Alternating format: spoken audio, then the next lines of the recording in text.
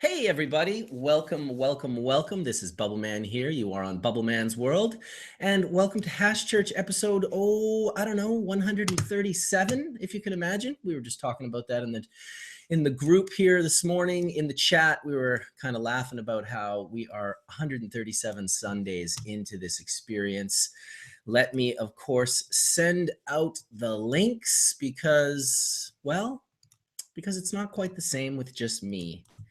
So let's get these guys out. All right. So this weekend is, of course, the Cannabis Hemp Conference here in Vancouver. Rocking and rolling. I got to see Dr. Ethan Russo speak yesterday. I got to see Dr. Bob Malamud speak yesterday. And if those guys aren't just the most inspirational cannabis speakers, Ethan was perfect to go before Dr. Bob. I thought that the timing was impeccable. Ethan's very scientific. He's very proper. He's very articulate. Bob's a real wild psychedelic guy. So it was nice to see them both speak. And I didn't put the subject on there. Welcome, Skunkman Sam. Howdy, howdy. Howdy, howdy. Howdy, howdy, ho. How's everyone doing this fine Sunday afternoon? Oh, doesn't want to let me send my email. Interesting.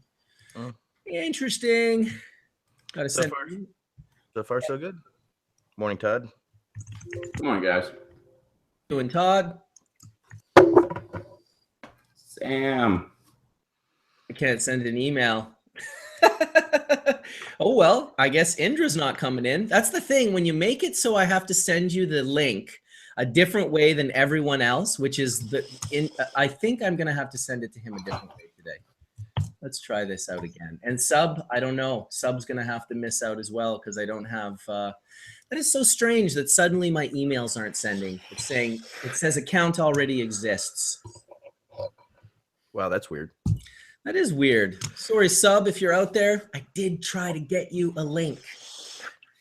How's everyone else doing this fine Sunday morning?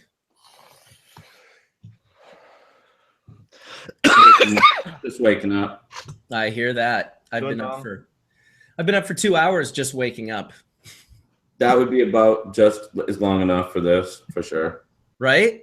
I don't like to just wake up and 5 minutes later do Hash Church with like sleep on my face and the sheets creased into my face. Fuck that. I wake up 15 minutes before I get my beauty sleep. I need it. Awesome. But you look great. I can't even tell that you were sleeping 15 minutes ago. Well, I get up, I comb my hair, it helps. Right. Yeah. It's true. If your hair was messy, it would look so much. Oh, wait a minute. You don't have any fucking hair. I do. I just remove it regularly. No, you do. It's just under your chin. I have this cold underneath the chin area that it just stays cold all the time. So I need this. Otherwise, I'd freeze to death. I like it. It suits you. It's the it's the Abe Lincoln. It's proper. And would you wear that if everybody had one? No, I do it because it's unique, because I stop it right here. Back in the day, I used to have these matching, large circles on my face to match with it. Back when you met me, I used to have to go places with them like that. I was just, oh my god, oh my god. I'm with fancy, is what my shirt used to say. That's hilarious. One day we should all grow our beards like Etienne, just show up on Hash Church and be like, "Hey, what's up?" The Amish edition. That'd be awesome. The Amish edition. You know it, Jedediah. So I was just mentioning before you guys all popped into chat, I was at the Cannabis Hemp Conference, Cannabis Hemp Conference, Salome's conference, not Cannabis Life. Those are the people that tried to hijack her conference. We'll get into that another day. But yeah, her conference was this weekend. It's today and yesterday. Got to see Chris Bennett. It was kind of fun being on the university campus. Walked out front of the bird's nest with the mothership and started hitting dabs in this beautiful learning environment that the university is. The campus, really beautiful campus at university. And the building that Salome has rented is impeccable, to say the least. But it was really, really nice to see Dr. Ethan Russo speak yesterday. fantastic talk that he did. He got a little bit into terpenes. He got a little bit into the different breakdowns of cannabinoids, including THCV and CBDV, breaking it down with some sort of some of the things that different science experiments and works have found to be true. And it was great. I taped it, recorded it, going to put it on Bubbleman's World. He was followed by Dr. Bob Malamud, who I can't believe had only 30 minutes to talk, but wow, can this guy pack in a serious amount of intellectual information in a very short period of time. It was neat to look at the crowd.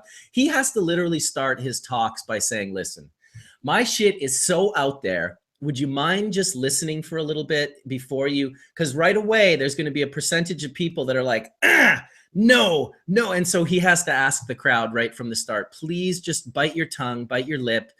We're going to get a little psychedelic. We're going to get a little out there. But what a great talk by both of those gentlemen. Welcome, Mr. Mark Scaldone, to the room. Morning, everybody. How you guys doing today? Doing pretty good. So Marcus, since you brought up the conversation, what did you learn anything in particular, or was it more of what you already knew?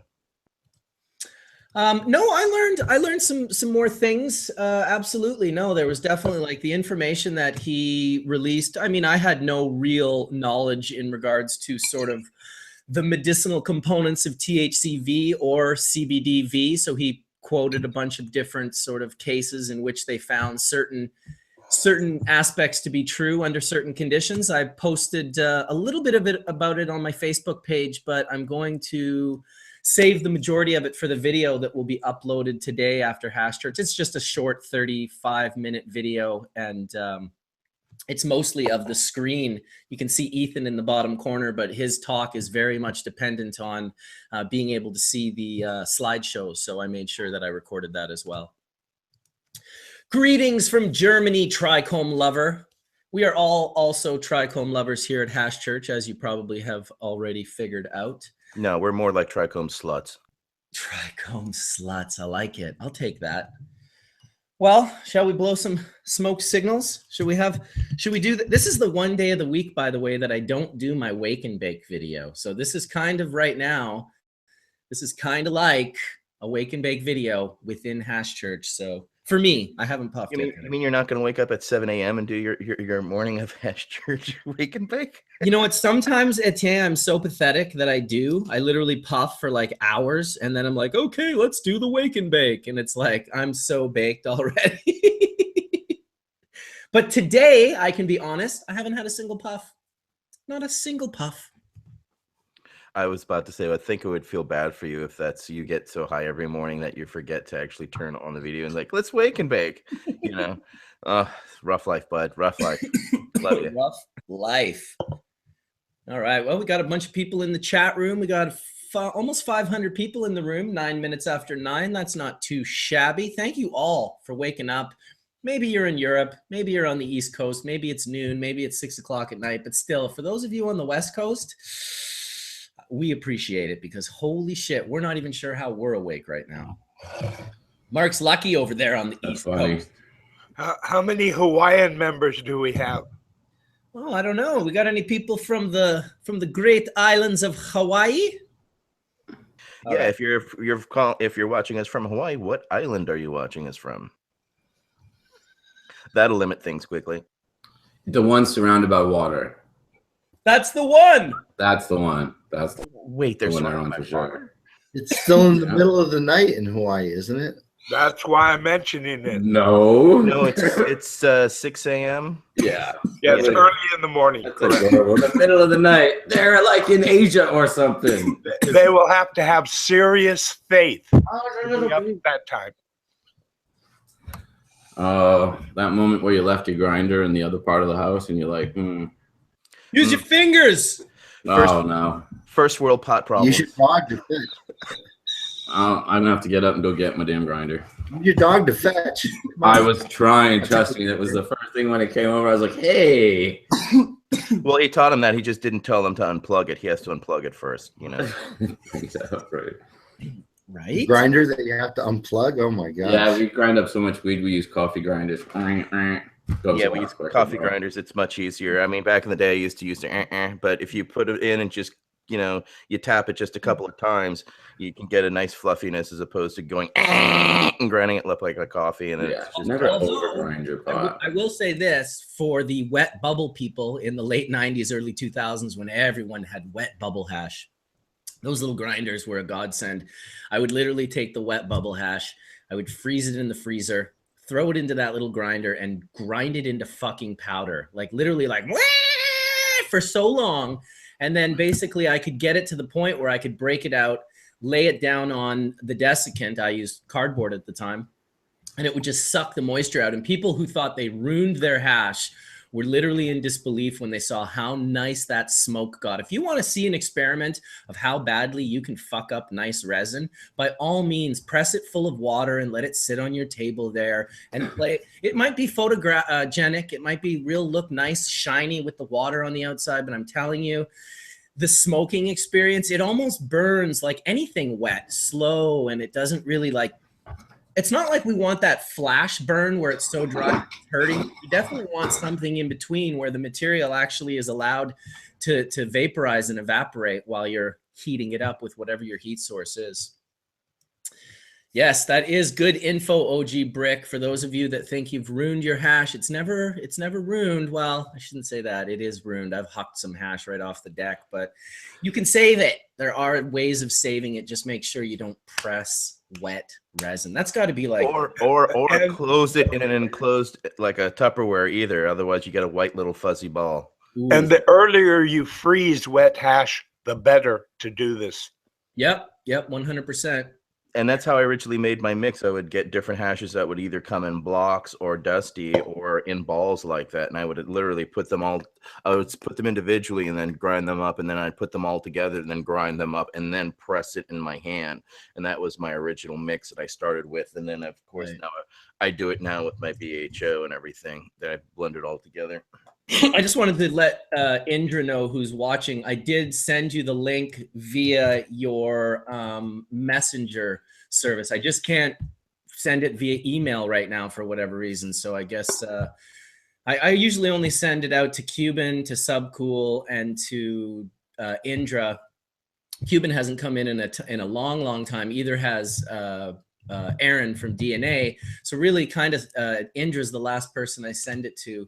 Via, he's saying he's not seeing it. Now I've sent it to him 3 times via Messenger. If anyone can figure out a way to send Indra the link, that would be great. But I don't have the time. Watching Dr. Bob speak yesterday, wonderful, inspirational speaker. But at one point in time, he had this technical difficulty and he had this amazing, his whole conversation is about flow. Like the entire thing is about flow. And so he was flowing so beautifully. And then all of a sudden he kind of hit his computer and the screen disappeared from the big screen. And then all of a sudden the flow was like, and there's a few minutes of the video where it's just like, oh, I'm definitely going to edit this out. It's just a strange thing when you have this natural flow of energy and it gets stopped or redirected awkwardly. The Illuminati, man. Blame it on the Illuminati. Yes, we were absolutely blaming it on the Illuminati. I think Graham Hancock spoke before both of them, and he was talking about all sorts of wild stuff. Yes, OG Brick, he comes into the chat, but he does not come in on the link that I send him. You see, I send him the link that gets you right onto the panel. And so he has not been using that for the last like 3 to 4 months. So I'm going to stop sending it. That's not a threat. 570 people moving in to Hash Church. Oh yeah, Tony's on his way to the lab and then he's going to come in. We're going to have a little bit of a conversation about some of the things that he's doing. I'm actually excited to talk about a few of the things that he's going to be bringing up today. In particular, his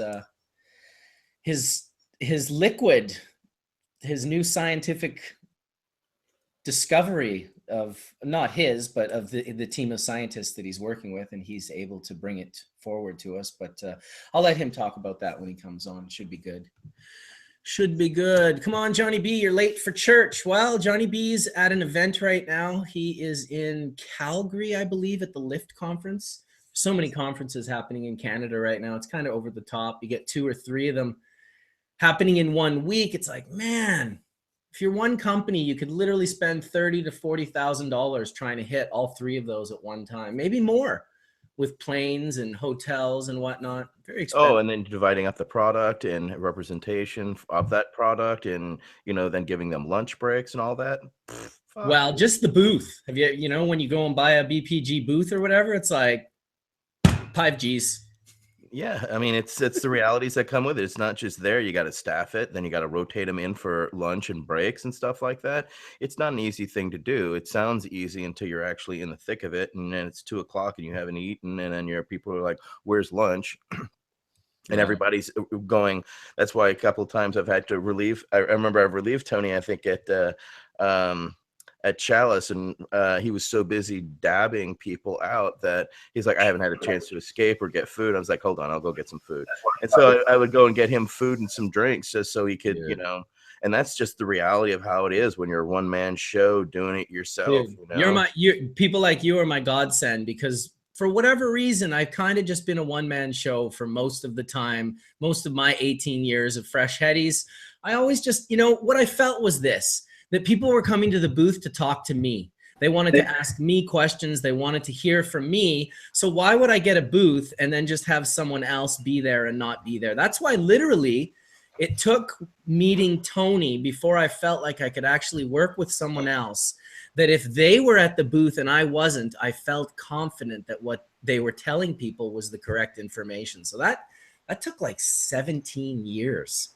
That was a hard thing for me when I was doing the booth, when I was working Ecolution. I never wanted to step away because I could roll off this hemp knowledge, just bam, bam, bam, bam. And one time, literally, this is really bizarre. All of a sudden, one day I was at Jacob Javits Center in New York working the show, and we were selling, hemp jeans and twines and stuff. This is 96 or something like that. And everybody went to lunch. Then all of a sudden I had 2 Hasidic Jews come up to me. One opened a book that had literally been, you could tell it had been trimmed and packaged, safely over the years in somebody's loving, doting care. And he stood there, opened the book, and started reading. I could assume just in Hebrew, and the other gentleman started translating it to me. And I wish it was one of those times way before YouTube where I wish I could have actually recorded what this guy said. But he just laid at my feet just 5 minutes of the most intense Jewish knowledge regarding cannabis and how sacred it is. He said, flax isn't kosher, cannabis is kosher. And he read all these different passages, and then just as quick closed his book. And the gentleman said, thank you, good day, shook my hand, and walked away. It was one of the most craziest moments I've ever had in New York City. And it was very enlightening and very beautiful. But at the same time, it happened so fast and it was so intense. I wish I could have recorded it. And then they walked away. Never heard anything regarding it again. But wow. One of those little moments where I was standing there, everybody else had gone, and here I am just absorbing. And all I had wished is somebody else was there to hear the intensity as well as the knowledge, because there's no way. He kept reading and referencing. There was tabs in this holy book that he kept just going through and referencing. And it was just dumbfoundingly beautiful. Was it the Torah? It had to be, it was a very thick book, and it was all beautifully done. It was gilded in certain areas. It was just, you could tell how literally old it was. And as a printmaker and person who used to work with paper a lot, it was one of the first things I noticed. Yeah, it's just. It wasn't a really old copy of High Times, was it? And nor was it a copy of The Emperor Wears No Clothes, an early edition, because I have those as well. It could have been the Zohar. Definitely High Times, definitely. Could have been the Zohar. Zohar. Yeah, the Zohar is a foundational work in the literature of Jewish mystical thought known as the Kabbalah. And so it's, I have a very limited experience with it myself, but when my father died, I started kind of like, he died suddenly in a motorcycle accident with his wife. And it kind of affected me in a way where I would get these anxiety attacks, and I would have these sort of like intense just feelings of anxiousness just whenever it would happen. You know, it was pretty heavy to lose my dad the way I lost him. And it was a friend of mine who bought me a book. I was reading voraciously at the time, like a book a week or whatever. And he bought me this book. I believe it was by Rav Berg, and it was called The Power of Kabbalah. And it was very much written like each page was a chapter, but of just this profound, deep sort of Jewish mystic knowledge that was very comforting to me during this time. I feel like it absolutely diffused and eliminated those anxiety attacks like 100%. So there's definitely something to be said for good, solid information that hasn't been too contaminated or diluted or adulterated. But we did learn that, and it was fascinating because then I started to research and talk to other people, because we had a kind of a hemp section back there at the Jacob Javits Center, and found out that in fact in the community flax is not considered kosher where hemp is, and which is fascinating because they're both almost processed the exact same way. Right. But however, it's the use of the flower itself. Of course, you can't grow flax like you can grow cannabis. You can grow cannabis 300 to 400 seed per square meter, whereas flax, it will choke each other out and literally compete, as opposed to it's a self-competing canopy in cannabis where each other touches, it wants to follow and chase, and that's why you get a very even canopy when growing large scale. Well, I'll tell you, when we started growing hemp in the prairies for the first time, there was nothing like it. I mean, corn was the closest thing, sunflowers, but this stuff was like 10 to 12 feet tall, some of it. And it was just, it made flax look like nothing, like the little purple flax flowers that were like a foot tall or whatever from a distance, especially when it's like 400 acres or whatever. It just looked like a lake or something. And then you see the hemp next to it, on the property over, and that stuff is, 12 plus feet tall. The most unique color of green that you really didn't realize until you saw a giant acreage of it in the prairies. And then you see all the other greens and you're like, damn, that is a beautiful green. Just don't really notice it until you slap 20 acres or well, and because we're dealing with hemp and hemp paper, I reached out to the Canaf people, and they would laugh at us saying, "Oh, why are you dealing with hemp?" But the same thing with Canaf. Canaf doesn't do the self-competing canopy. It will strangle out and kill out any other type of thing. And of course, that was the only alternative back then to paper in the United States. Whereas now, hemp will soon be competing. But again, we still need the mills to process, because we've lost a lot of the paper mills or destroyed those, because one, they were usually so toxic around communities and polluting of their waterways that they were shut down just due to toxicity issues, Well, one of the things about the pot plant is it's beautiful in every way, and that's why it attracts us to it. It's beautiful to look at. It's beautiful to touch. It's beautiful to smell, beautiful to smoke, process, all the things that it does are beautiful. So all men are attracted to it. It's a universal attraction, and nobody is going to stop it. I mean, there's a lot of politicians out there who would like to stop it. There's a bunch more who would like to get on the payday bandwagon for it. But really, in the end, the pot will win out. It's not us, it's the pot. The pot's going to win out. There's no question about that. Well, not only is it beautiful, but just remember, it's beautiful to touch, smell, and feel. But when you touch it, don't put your finger in your eye. Oh, man, I'll tell you, I spent the last 2 days with resin eye. The last 2 days, I was literally like, this is insane. I just couldn't, it got in so deep. It started on the right eye, and I got some under my eye. I don't know, it like in my eye and under, it was like down here.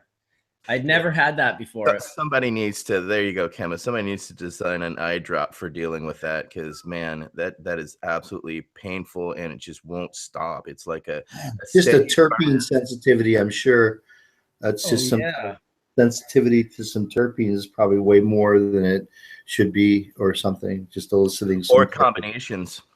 Yeah. Well, they make a great eye drop in India. It's black. It comes in a small bottle, and you drop a drop of it in your eye, and it feels like someone hammered a nail into your head for 2 minutes. But then afterwards, right away, your vision is as clear as it's ever been in your life. You talking about Kajal?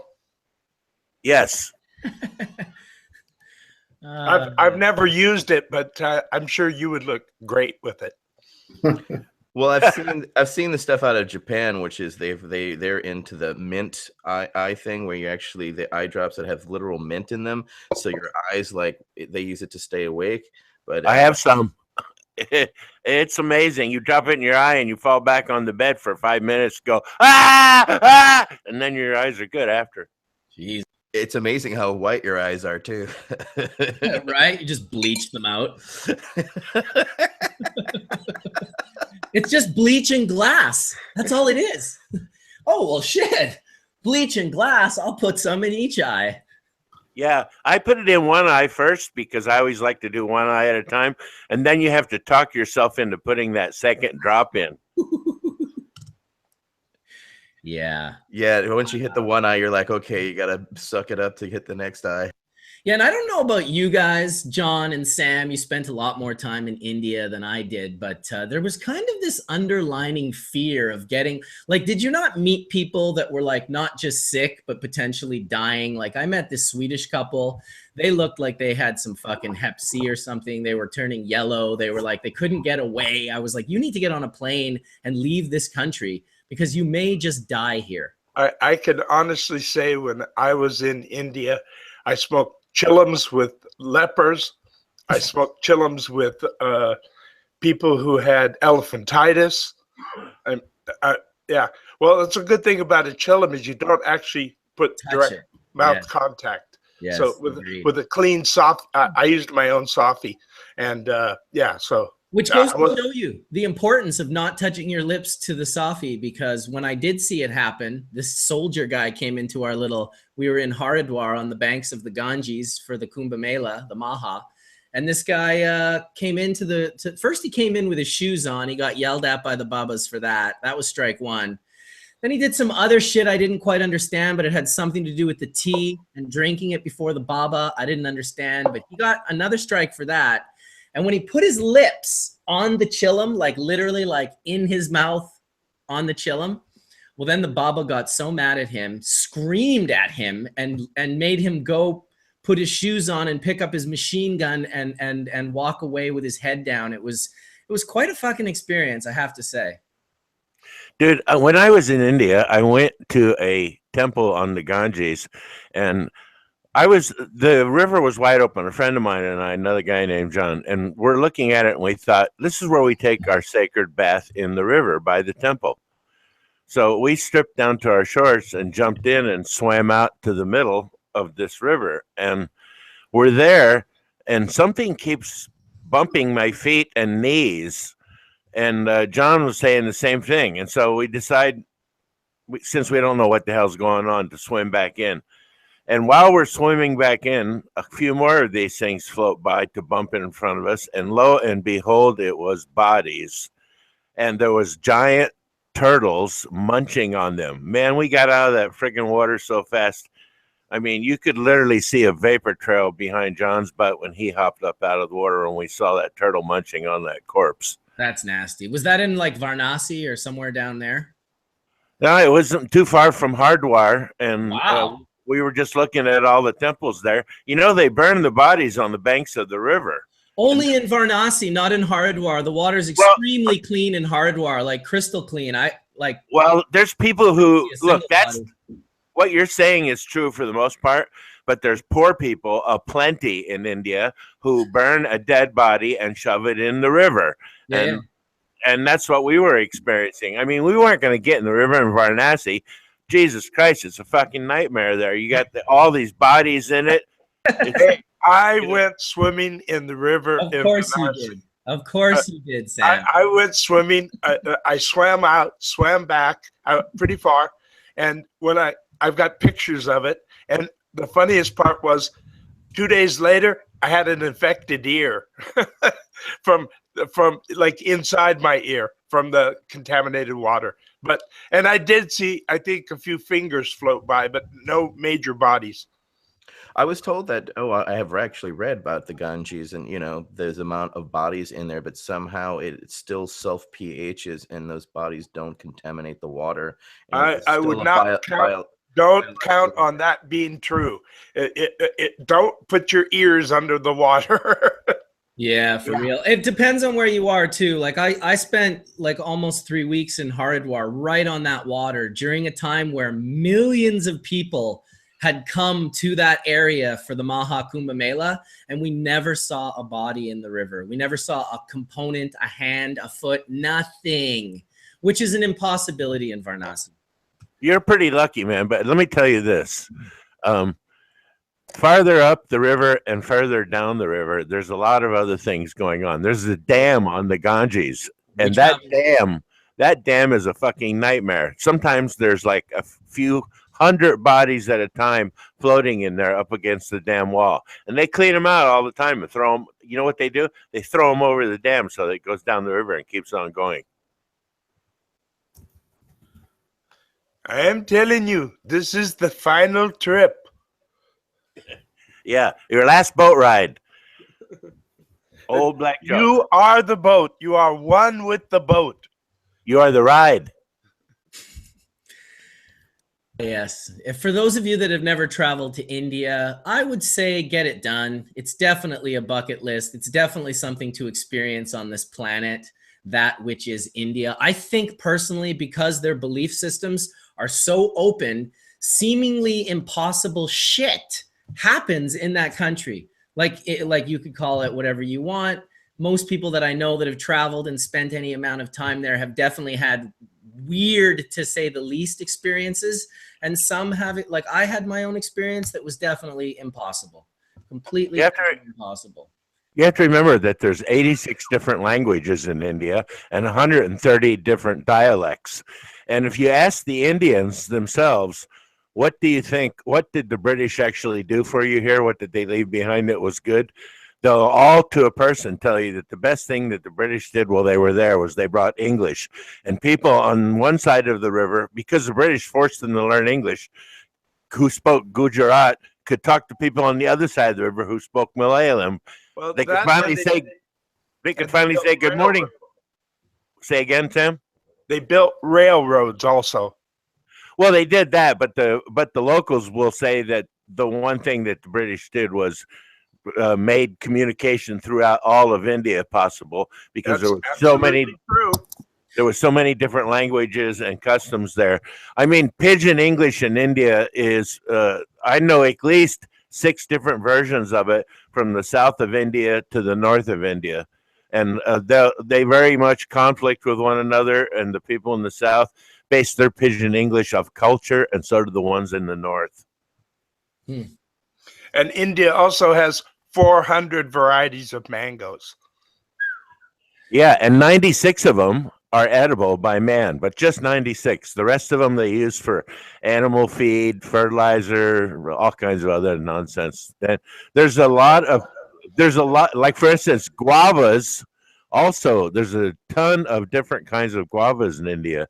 I mean, you can go on a fruitarian's delight there. If you're in India, just make sure they don't wash the fruit that they're getting ready to give you in the water that they have. Take your own water and disinfect it along and reduce the chances. When we lived in India, we lived in a hut that I built on the beach for a few months. And every morning, the fruit ladies would come by with baskets on their heads filled up with different kinds of fruit for us: bananas, mangoes, papayas, depending on the season. But I still remember this as one of the most enjoyable periods of my life, living in a hut right on the beach. They weren't flying strawberries in from Chile in the off season? No, there was no Chilean strawberries. It was pretty basic. Awesome. Yeah, but that's the beauty of India. Every single day you can have fresh fruit, fresh vegetables every single day. You don't have to have anything in a box or in a can or from a bottle. Well, we used to boil water with a little tiny gas pump stove and kerosene pump stove, and we used to boil rice. And we also boiled cracked wheat a few times for cereal and stuff like that. But we lived very vegetarian and very basic, and we were incredibly healthy at the time. Yeah, that it comes to you when you change your diet and just have simple things for your body to deal with, and in a peaceful situation, your body will always try to go to homeostasis. It tries to attain that every chance it can, in between every can of Coke. Homeostasis or far from equilibrium. That's because of the cans of Coke in between. Well, the good thing about Coke in India was it was safe to drink. Well, I mean, relatively, compared to an Indian bottled drink that may or may not have organic living contaminants in it. Yeah, except for the Coca-Cola plant and the Pepsi plant were both right there in India, and it was all bottled. That's not true. But it's true. They were right outside Bangalore. I've been to it, Sam. I've been right in there. For a long period there, Coca-Cola was kicked out of India because they refused to reveal their trade secret formula. And you can remember very clearly, because what became big during that time was Campa-Cola. We're the only one. Well, no, RC Cola was there, but listen, they've been. Hey, are we arguing about cola on Hash Church right now? Let's not go. That's one of the most important spiritual. Guys, I got a question for both of you, since you actually been to India, and it's this. It's like, I know we call all these plants indica, but when you go to India, obviously that's all indica. It's actually in India. What is the diversity that you see from the southern tip, south of Goa to the northern areas? How much cannabis diversity is in India? And it is all indica, correct? Well, no, they have sativa. No, John. I mean, no, they never had sativa. Sativa is a Latin word used in Europe to describe hemp. So no, they have narrow leaf drug varieties, but they don't have sativa. Yeah, they're narrow leaf drug. That's all indica. They're narrow leaf drug varieties. They're indicas, and they are what people commonly think of as sativas. Until you get to the far, far north, up in the Himalayas, there is wide leaf drug varieties also. How tall were the wide leaf drug varieties in the mountains? I've told that they never got above 3 feet. Is that true? No, that's not true. No. You do have an Afghani kind of hash plant, which I have some seeds for, that only likes to grow 3 feet tall. In South India, on the roof of a building in Bangalore, it grew 3 feet tall. From the very second set of leaves, it was flowering, and it flowered all the way. But if we say Afghan, John, we're talking about pretty far north of the Hindu Kush Mountains and kind of out of, Pakistan. For people, geographically not so inclined, Pakistan separates Afghan from India. So you've got a pretty big friggin' space between India and what is now Afghanistan. That's true. But I, along with a bunch of other people, took tons of seeds to India back in the day. And we used to hand out all the good seeds to our friends who did the growing there. So I know for sure that there's indica and sativa growing there.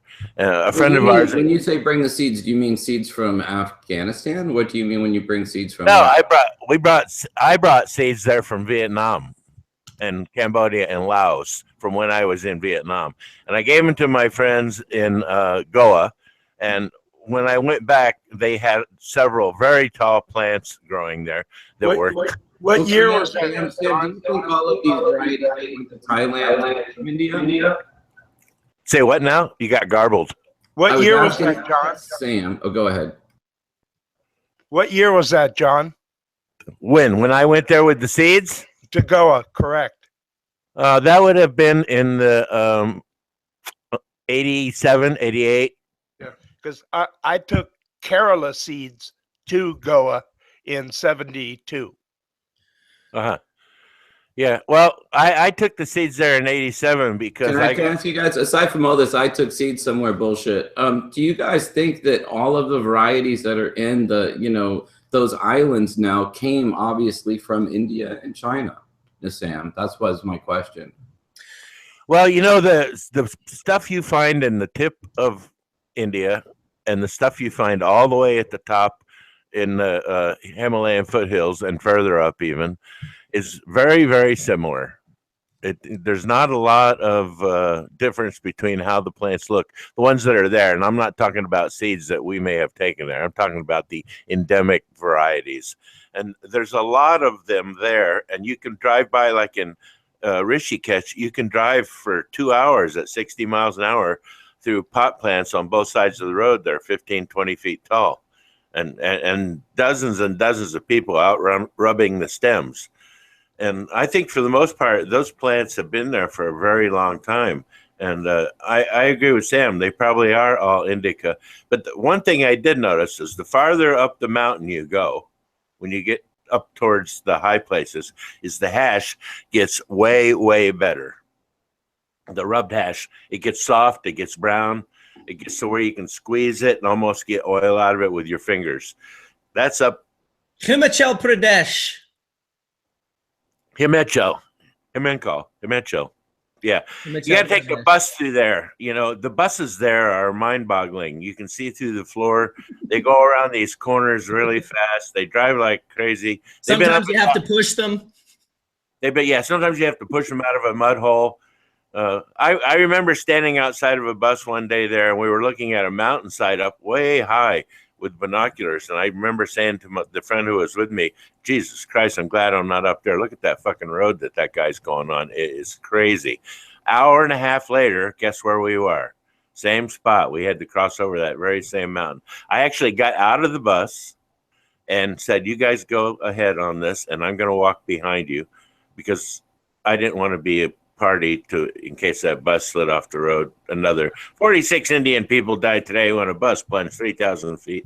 So, I took a Nepali bus from Patna up to Kathmandu, and I barely fit in the seat. So I ate a giant piece of hashish to make myself pass out. And I woke up and I was in Kathmandu. Nice. A friend of mine got hash in Kathmandu and rode a Nepali bus back down, and the hole in the floor, his hash fell through it, and he didn't know it until the end of the bus ride, and it was gone. Oh, hey, Sam, did you know this conversation? I was going to say, there's people in the chat room saying no sativa. It's not so much there's no sativa. It's just that, when you read Rob Clark's latest book, Cannabis Evolution and Ethnobotany, he points out that we mistakenly call things what we think they are instead of what they really are. And in Europe, when you realize that everyone in Europe that was growing ropes and fibers and making paints and varnishes around Columbus's days and earlier was doing it with cannabis. And when they were trying to separate the plants, they needed industrial plants. And the plant that was dubbed, if you will, sativa by Carl Linnaeus was really an industrially used plant. It wasn't a drug plant. And what we did in our hippie days is confuse narrow leaf drug varieties, which are really equatorial, with the word sativa. And our government did it, and everyone did it. And really, a majority of what we smoke, Sam, correct me if I'm wrong, is from India or Afghanistan, is indica. And even the varieties from Thailand and other areas originally thousands of years ago in this same area in China and India, and then got migrated as people moved around and brought the seeds. I absolutely agree with everything you're saying. Right. Okay. People seem confused that there's like no sativa, and it's like, no, in India there's just tropical varieties. And me as a grower, I've always understood that when people said sativa, they were simply trying to say long flowering, more equatorial variety. Which probably has less importance when you also think of, and Chimera's mentioned it on here, Ethan Russo mentioned it during his talk yesterday, and Todd even sort of mentioned it at the start of what he just said now. We should be calling things what they are. Botanists will care more about where things came from and the history. That means not much to me who's growing for medicine or for recreation, and all I need to know are what are the constituents. If it's not illegal for me, I don't care how long it takes to flower. I don't care how small of a yield that I get. These are prohibition-based mentalities that I don't need to understand. I just need to understand what cannabinoids are present, what terpene profile is present, and how does it interact with me when I use it. Well, Mark, I think that's a fantastic misnomer, though, because at Positronics 20-something years ago, a lot of the people thought that a shorter, faster flowering Afghan or Hindu Kush would yield more than a longer flowering equatorial variety. Mm-hmm. And it's really not necessarily the truth, because one will perpetually flower. And if you know how to maintain it and handle it, there'll be smaller flowers, but there'll be flowers friggin' everywhere. It's only the truth. So it just depends on how they do it, I believe, but exactly, it's the truth under the conditions they're growing in. If they're growing a short flowering, heavy yielding plant, and they start putting in a bunch of these narrow leaf drug cultivars still in the same condition, not growing them like Australian size, 18 feet tall and 20 feet wide and pulling 12 pounds, because I've seen more weight come off of those narrow leaf tropical grown sativas. That's right. And you know what also it becomes, if you're an indoor grower doing sea green style growing, it becomes a time issue, because even though you're growing an 8-week plant, if you have to give it 3 or 4 weeks pre-grow, you're at 12 weeks. If you're growing a 10-week plant, like like a Neville's Haze-ish type plant, and you got to give it no pre-grow, you're coming in 2 weeks faster than the guy that had to go 4 weeks on veg and then 8 weeks on flower. Absolutely. I've always just focused for the last, 10 plus years or whatever. I've been in a blessed situation to not have to worry about, when you're not selling your crop at the end of the grow, you're less concerned with how much you're going to get, and how, you're just like, when it's for yourself, you'll just want to make it the best that it can possibly be. Right. When you're growing for yourself, it's just love. But, now that we're turning it into products and we're appreciating the scent and the smell and the flavor and the nuances, I believe that now you'll see the bagged appeal matter less, and the overall effect and how it leaves you feeling and affects you mattering so much more. Exactly. But as you point out, Todd, this is the huge problem, which is nomenclature, and it's still a problem we have all over the world currently, is that Rob has recently, or to us that are enlightened, or not realized it's not that new information, but to the rest of the world, the whole indica sativa thing is still an issue, because it's been so perpetuated through the smoking circles and misinformation, as well as the previous books for generations have basically put out this misinformation. So to have a master such as Rob Clark discover that that's not the case, it's taken much longer to make it to the ether, and it's still taking time for people to understand the difference, that it, as much as is it easier to just go on the laziness of the nomenclature of indica versus sativa, we have to make concerted efforts to educate each other and those around us for the better of us all, because it's proper taxonomy now. It's no longer just hearsay and conjecture. And and the reality is there's going to be real sativa in California now, with hemp going in all over the place. And I can tell you a funny story. When I made my first seed package back in the mid-70s, it was for Kerala, and it was I called it Cannabis Indica, and there was a picture of narrow leaf drug variety, and I called it Cannabis Indica because it was from India, and it was a drug variety. So I thought that's what I should do. And then for 20 years or so, there was a lot of controversy, and they said, no, that is cannabis sativa. It's narrow leaf. And finally, people have come back around.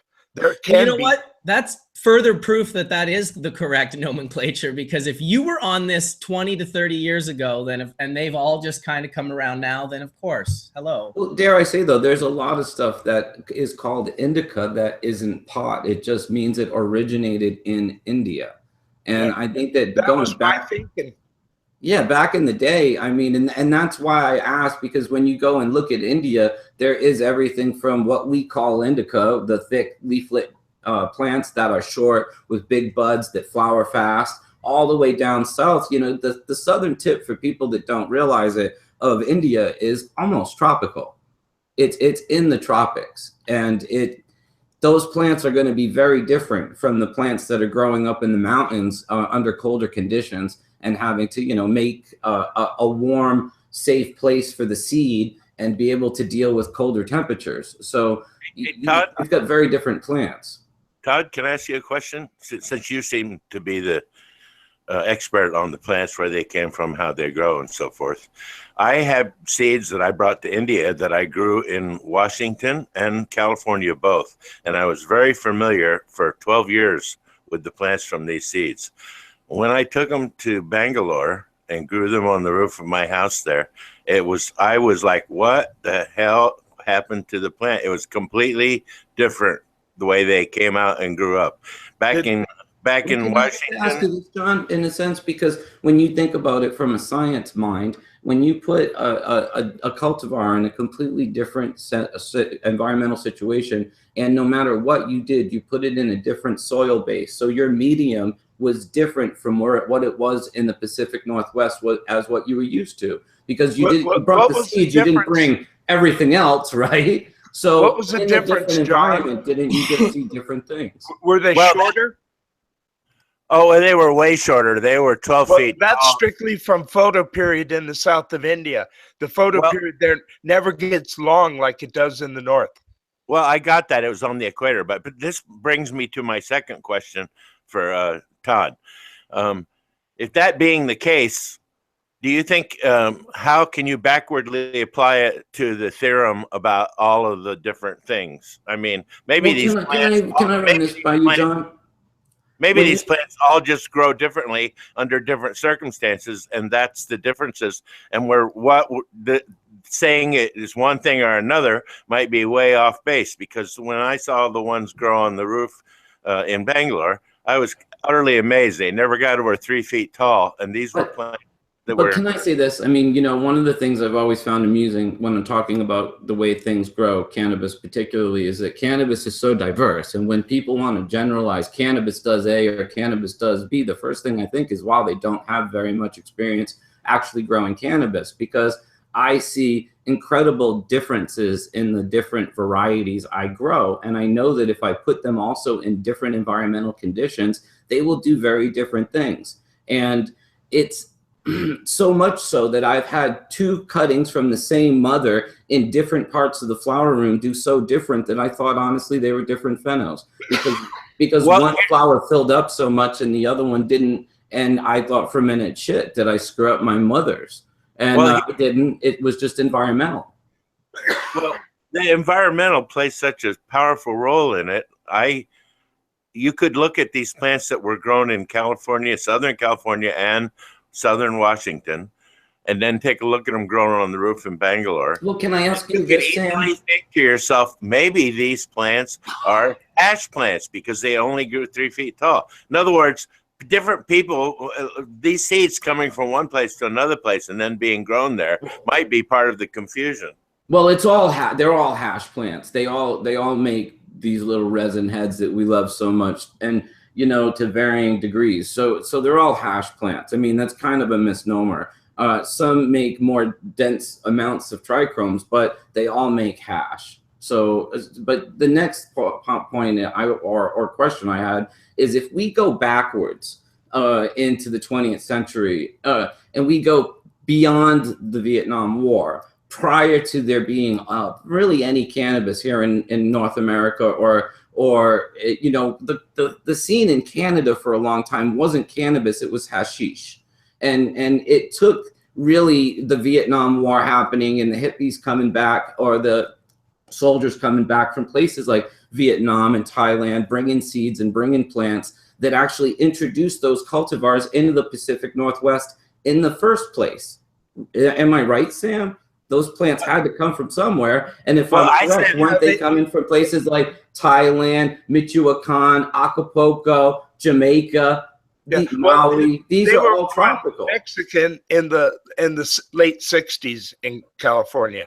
But the more exotic varieties like Colombian and Thai and these ones, you either had to grow them into Southern California. It was hard to grow those outdoors in Northern California. Sure, but they all came from people bringing those seeds from tropical places to California in the 50s, 40s, 50s, and 60s in order for us to have them here. Well, in '65, I was sending Sanyo refrigerators full of Buddha stick back to my mom because there was no customs to go through when you were a combat. But think about this, John. 65 was not that long ago. I mean, in the relative evolution of cannabis, it was the beginning of what became a tidal wave. And, you go back into the 40s and 50s, and none of these tropical varieties of cannabis was in Oregon, Washington, California, any of them. This whole influx of genetics happened during the 60s and 70s. But go back to even the 20s and 30s, because the jazz era and things like that, they were smoking types of cannabis because that's what caused the whole stigma even to start up, the whole muggles and all that sort of stuff. So what exactly were those types of genetics were they smoking? Because they had to have come from somewhere, because they didn't exist. It must have been pretty good, Ken, because my mother smoked it, and she told me they called it reefer. And I said, well, why'd they call it reefer? And she said, oh, they keep it in cold storage trucks when they move it around because of the smell. You know, and so they must have had some pretty good cultivars. My mother told me that she remembers getting very, very, very stoned in nightclubs in New Jersey, by the way, Todd, back in the 40s on pot. Because I have recordings of hemp farmers back in the 34, and these guys were in their 90s and have probably since passed. Back in the 90s, John Lupian had went and actually recorded these farmers, because after they had heard that, you know, their hemp was marijuana, they actually gathered together, and they said it was about 5 to 6 of these farmers got together, and they pulled a couple of plants from each one of their farms, and they literally stood there and smoked every part of it, they said, from the root to the top.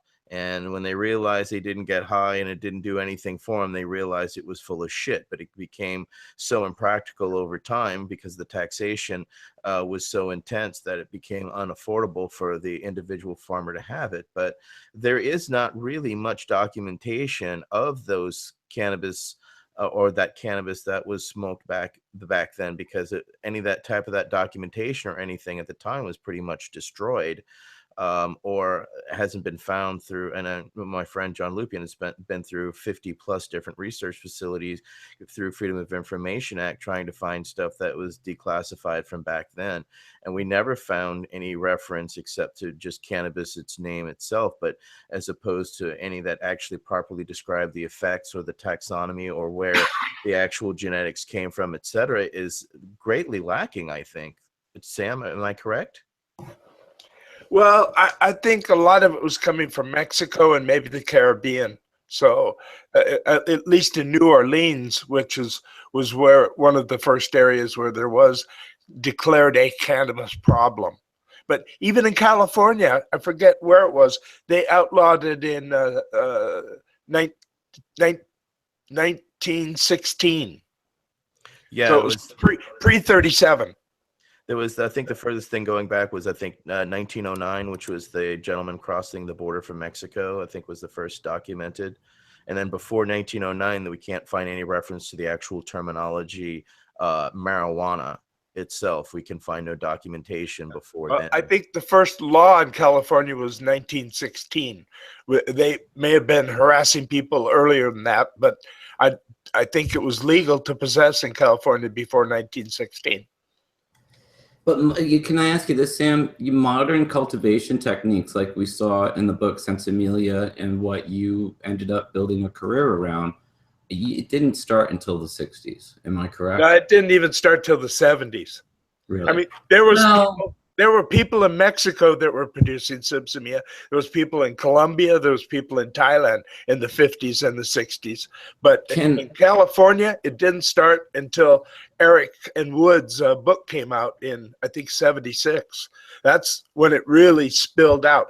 People were getting a little bit of Colombian Sensimilia or Thai Sensimilia before that, but they weren't growing it and they didn't really understand the big picture until that book came out. A few people did, but hardly anybody. Can I ask you then? A few people did. Old Ed Holloway. And I know he, from his telling me his stories, that he was growing in the 60s.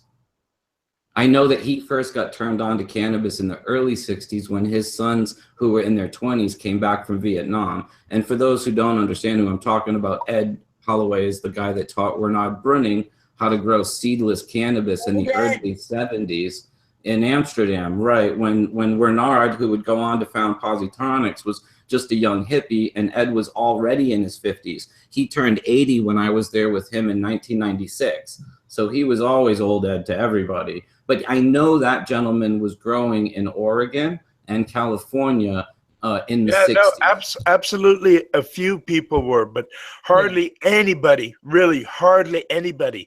The only reason I learned about it in the late 60s was because a friend of mine was importing Mexican Acapulco gold, and he brought some up, and some of it was seeded and some of it was not seeded. And I said, well, what's the difference? And he says, try them both and tell me what you think.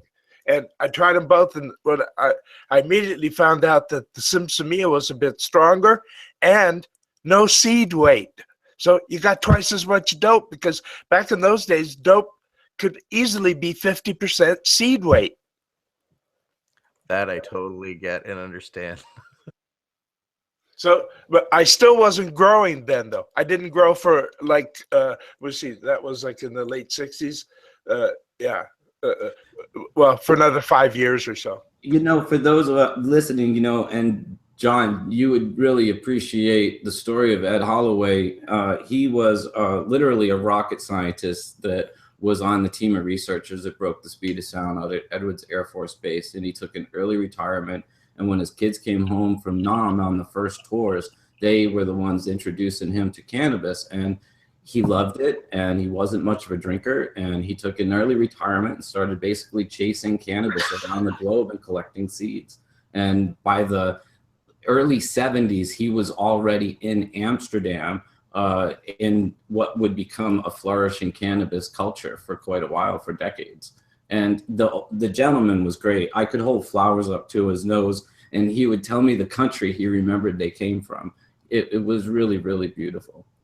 Ed was the originator. I mean, he was a pioneer, honestly, back in the 60s of cannabis. He was the one who, like you said, he turned, you know, the Dutch on to growing seedless cannabis, which caused Mellow Yellow, which was the first head shop, and et cetera, you know. So his story needs to be told, because he went from rocket scientist to flying around the world and gathering genetics and breeding. And I mean, we would not know cannabis today without the knowledge of gentlemen like Ed Holloway or you, Sam. You know, you guys are literally the Mount Rushmore for many of us because of what you've been able to do and perpetuate. So thank you from all of us.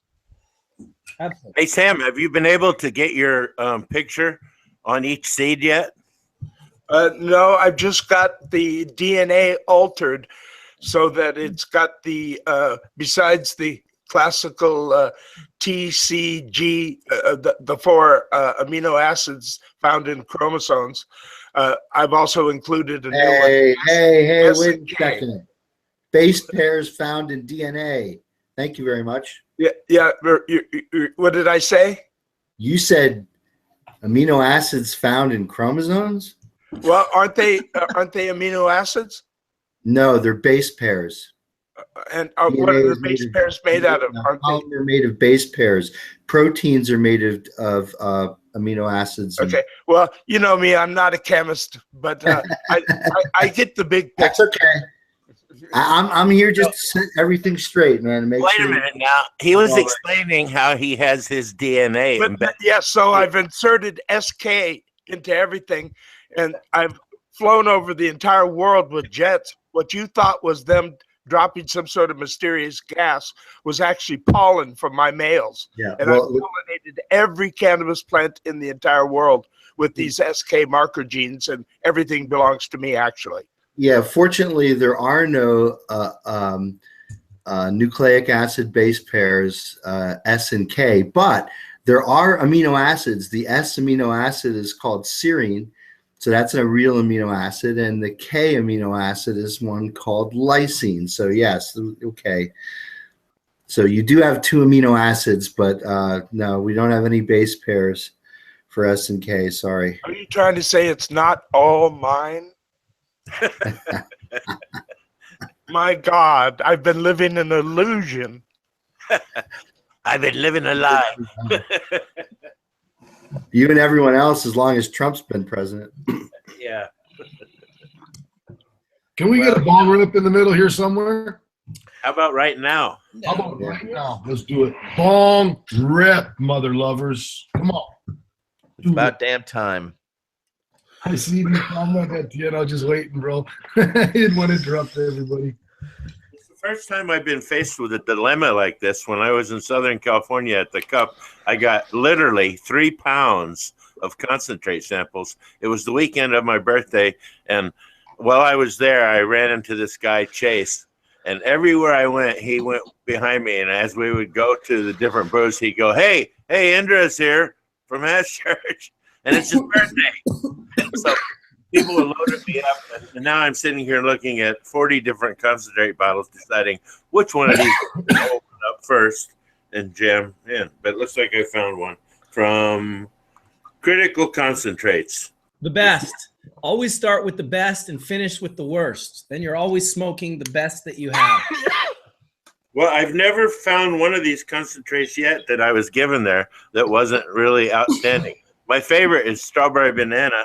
I have 8 different strawberry banana concentrates. 2 of them are right along with what Todd was talking about, making a feeling in your body. 2 of the strawberry bananas, when I dab them, it's just it's like someone poured a bucket of warm water all over me. I can just feel it go right in, and that's literally what I just hit. Yeah, that's exactly what I'm hitting right now too. I love that strawberry banana, man. I'll tell you, it's the hottest thing since sunburn. The hottest thing since sunburn. It's the hottest thing since fire. That's funny because I like resin. When I take a big hit, it's like somebody threw a bucket of ice water in my face. Right. Oh, is Josh back in the chat? Is that what's going on? Is that what's going on? Holy mackerel. Not putting names on there or something and messing with us here, Bubbleman, or what? No, but I did just read something funny about John's story. A guy named Chase was following him around. Irony. That's ironic. Oh, you mean because he was chasing me? Well, it's possible. Followed by Chase. It's a linguistic fucking. Was he from the CCC 420? He's TDCR on Instagram. Oh, TCDR, right. Okay, absolutely. Yeah. Yes. He's now, since you were hanging out with him, tagging me on every single post that he makes on Instagram. So I see his stuff come across my my history.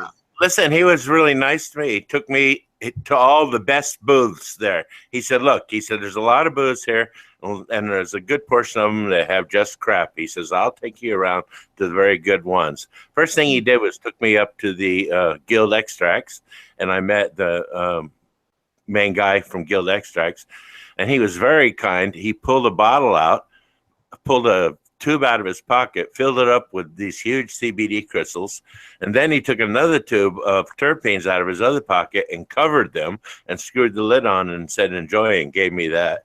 And I've been enjoying those crystals. And I tell you, when I'm ready to go to bed at night, I pop one of those little crystals out of that terpene soup and pop it in the dab thing and hit it, and boom, I'm off to bed, man. That stuff works like stink. But anyway, everywhere I went there, people were very, very kind. It was a beautiful show. I got to say, I don't think it was less than the Emerald Cup, though. I mean, it was a pretty swank affair. There was a lot going on there. There was a lot of fun. And I also got the chance to bring back and extract some kratom.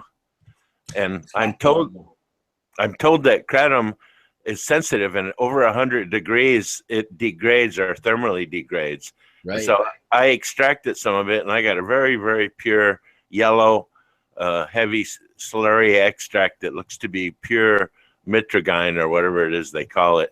But that stuff sells for $65 a milliliter. That's crazy.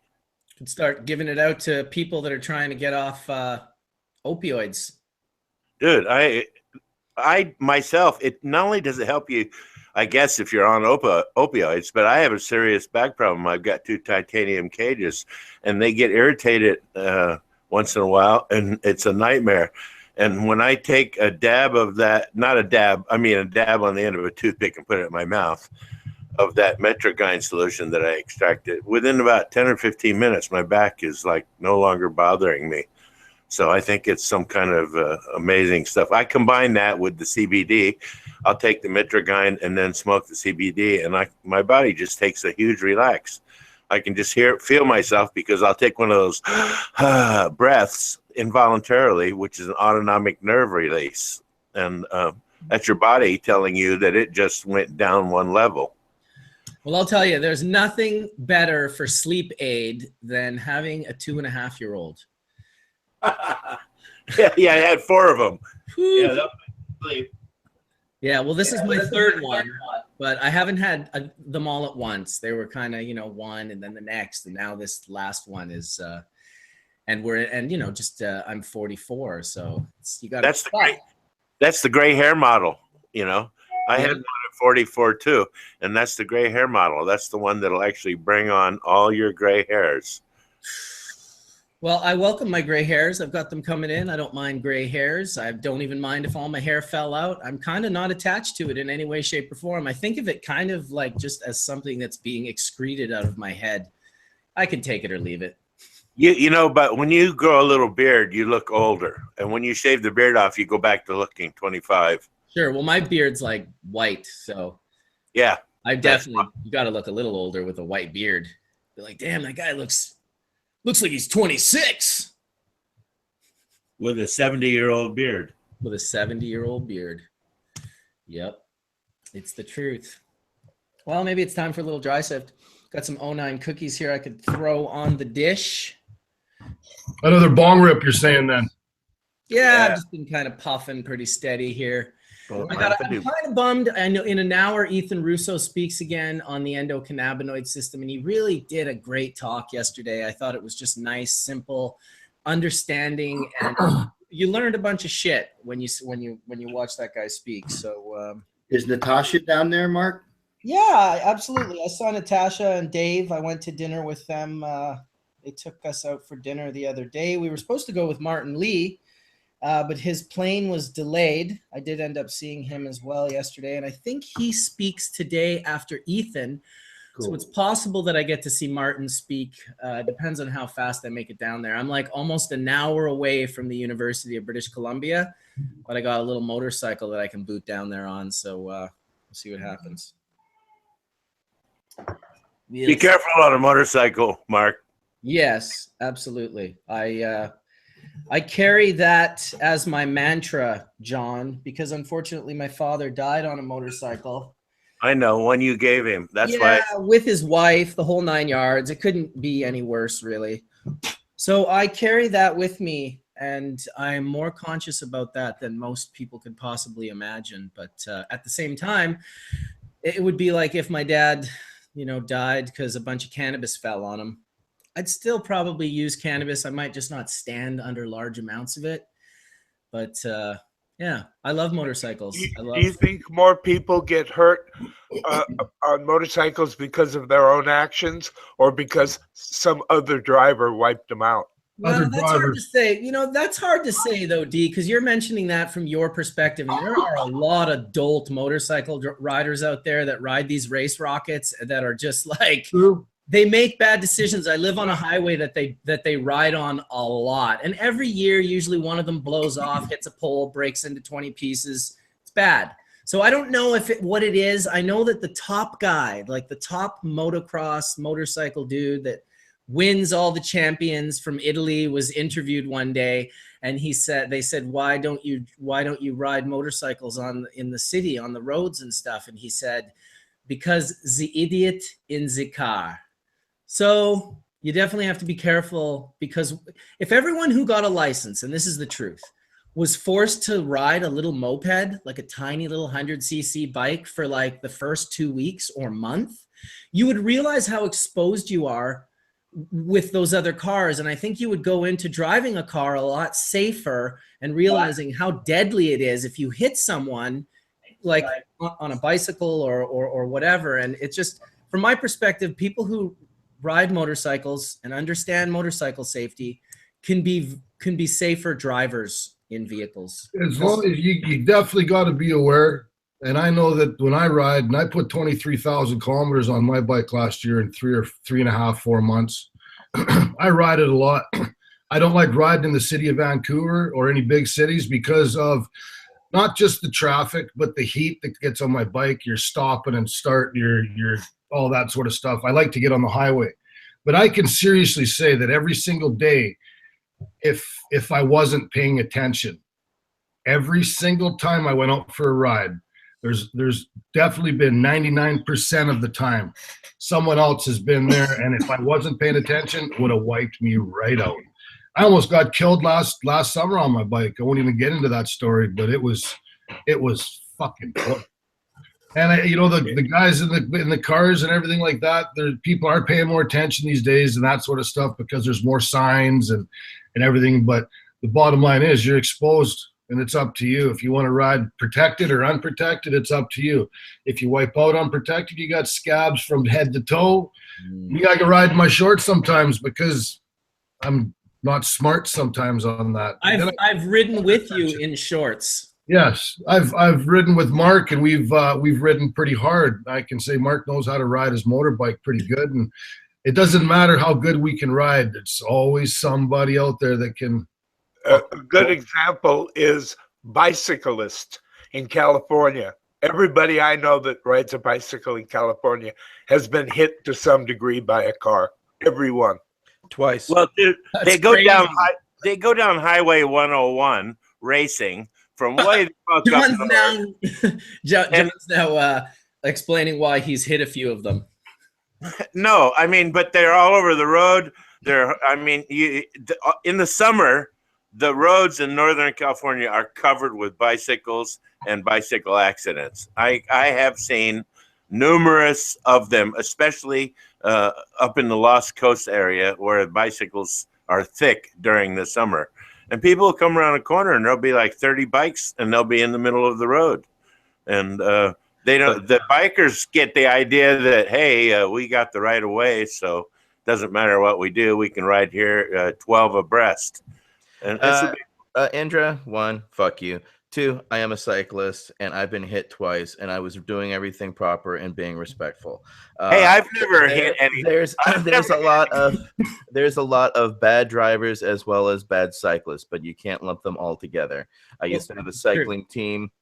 And on race days, you'd have people obliviously drive onto the freaking race course. So it takes all kinds, and don't generalize every single one into that reality, because I've known some of the best cyclists in the world, and some idiots just roll up on them with a bat and swipe at them because, they think it's funny to try to knock somebody who's riding their, on their bike, to knock them off, and not realizing the type of damage you can cause somebody. Dude, I've never even come close to hitting a bike, so you can nothing back. And I'm just telling you how the conditions were. I'm the person who slows down and drives slowly by bikers, no matter what, because I appreciate that bikes have problems sometimes, and sometimes people turn around to look to see what's going on, and they wander over into the lane. So when I drive by those people, I drive by them at 2 miles an hour faster than they're cycling, and I keep an eye out and I move over to the left side of the road. I don't have anything against bicycles at all. I rode bicycles from the time until I was in my 60s. I only quit riding bicycles then because the docs at the VA said, don't ride bicycles.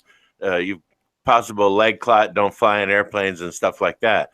And so I stopped doing that, but I walk like crazy. But believe me, I don't have any disrespect for bicycles in town. I think I used to go to the bicycle races in Switzerland where they have the wooden track where it's very steep and people get going so fast that you can't believe how fast they zip by. And we used to go there and sit at those races for hours. I thoroughly enjoyed that. It was a great time. This is where you say you wore an onion on your belt. I had an onion on my belt. We have a track in San Jose. That's the closest track in Northern California. Chen, have you ridden a bicycle in Amsterdam? I have not my bicycle at one of the Dutch cycles. Yeah. Yes. It's actually amazingly safe in Amsterdam. Well, not only all that, the cars are on the lookout for bicycles constantly. You go out to places like Wageningen, and I love and appreciate the Dutch and a lot of the Europeans, one, that they raise their people properly, because I'm not going to deny, Indra, there are some shitty cyclists out there, and I credit a great deal of Europe where they actually educate children at a young age on the properly way to ride a bike. However, Europe has separate bike lanes, so that your bike lanes are separate from the roads altogether, except in cities like Amsterdam. But out in the Even outlying, in Amsterdam, they're doing that more and more and more. good, because I was amazed by Wageningen, and seeing how it's completely separate, and how a lot of these outerlying cities have really forethought and have included. Where I'm from southern Louisiana, I grew up riding on my mom's three speed on a 45-degree angle on shale shells. So when I finally got around to riding on flat, safe ground, because you couldn't ride on the road in Louisiana, they would run you off the road and kill you. And so I understood and have always respected that. So when I do dress, I always wear I wear proper gear. I wear bright stuff so I can be seen, because the 2 times I did get hit, I wasn't wearing bright stuff. I wasn't properly seen. And one time I even looked the guy directly in the eye, and he still ran me over. So it's just the reality of just people just don't pay attention until you're literally crawling out from under their car. Well, I'm definitely less worried about cyclists than cars. One thing that I can say I notice a lot, particularly when I'm on my KTM, because it's very nimble and I can move between vehicles towards lights and get into the other lane. And I can't believe how often everyone is on their fucking phone. They're all fucking driving on their phones. Like, it's unbelievable how many people. And it's like, man, it's like a $300 ticket plus. Here in Amsterdam, all the people on the bicycles are on their phone, and it's illegal, just like driving a car. It should be. I mean, hands-free is legal, but yeah, you in a car, I mean. Yeah, well, there's some places where it's illegal to walk and talk on your phone at the same time, because it seems in America that people can only do one thing at a time. So while they're talking on their phone, they'll walk into a deep crevice in the sidewalk. Well, I've seen some I remember riding bikes with my friend years ago in Amsterdam. So many things to pay attention to, particularly if you're first in that city and you're all stoned up. If you've been eating edibles, forget about it. But you've got the trams, which will straight kill you. Like, you cannot get hit by a tram. So that's the real main thing to avoid. Cars in all directions. Bicycles like crazy. People crossing the street. If you put your head down for a second, you can definitely get smoked. I watched my friend drive her front tire into the tram track at a very high speed and literally flip over the handlebars. It was not a funny situation. I can laugh about it years later because she didn't end up in a hospital and lose teeth or anything like that. But I literally thought she was dead the way she flew off the handlebars onto that cobblestone.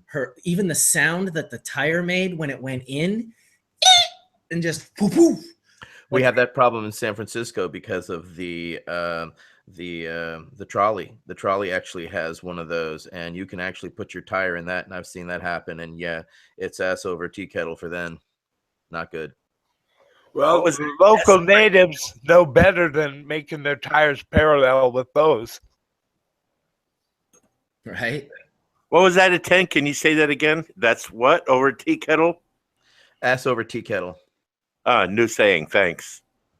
It's from 1911, actually. I was about to say it's a very old saying. Well, I like very old sayings. Quite often when people ask me how I am, I say fine as a frog's hair, or not bad for a sharecropper.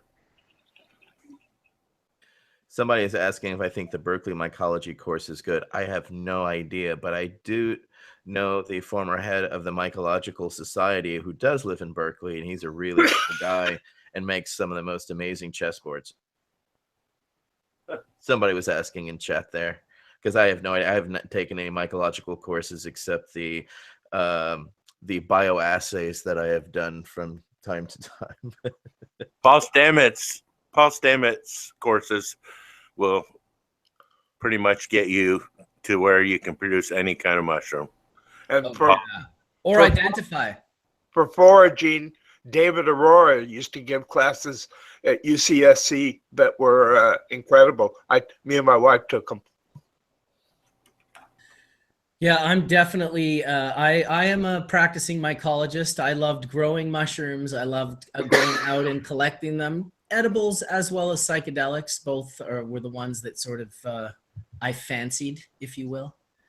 BC is so ripe with so many different psychedelic and edible mushrooms that it's definitely a nice thing to learn. It's kind of like one of those things that you want to, you know, be very careful with. Sort of when in doubt, throw them out.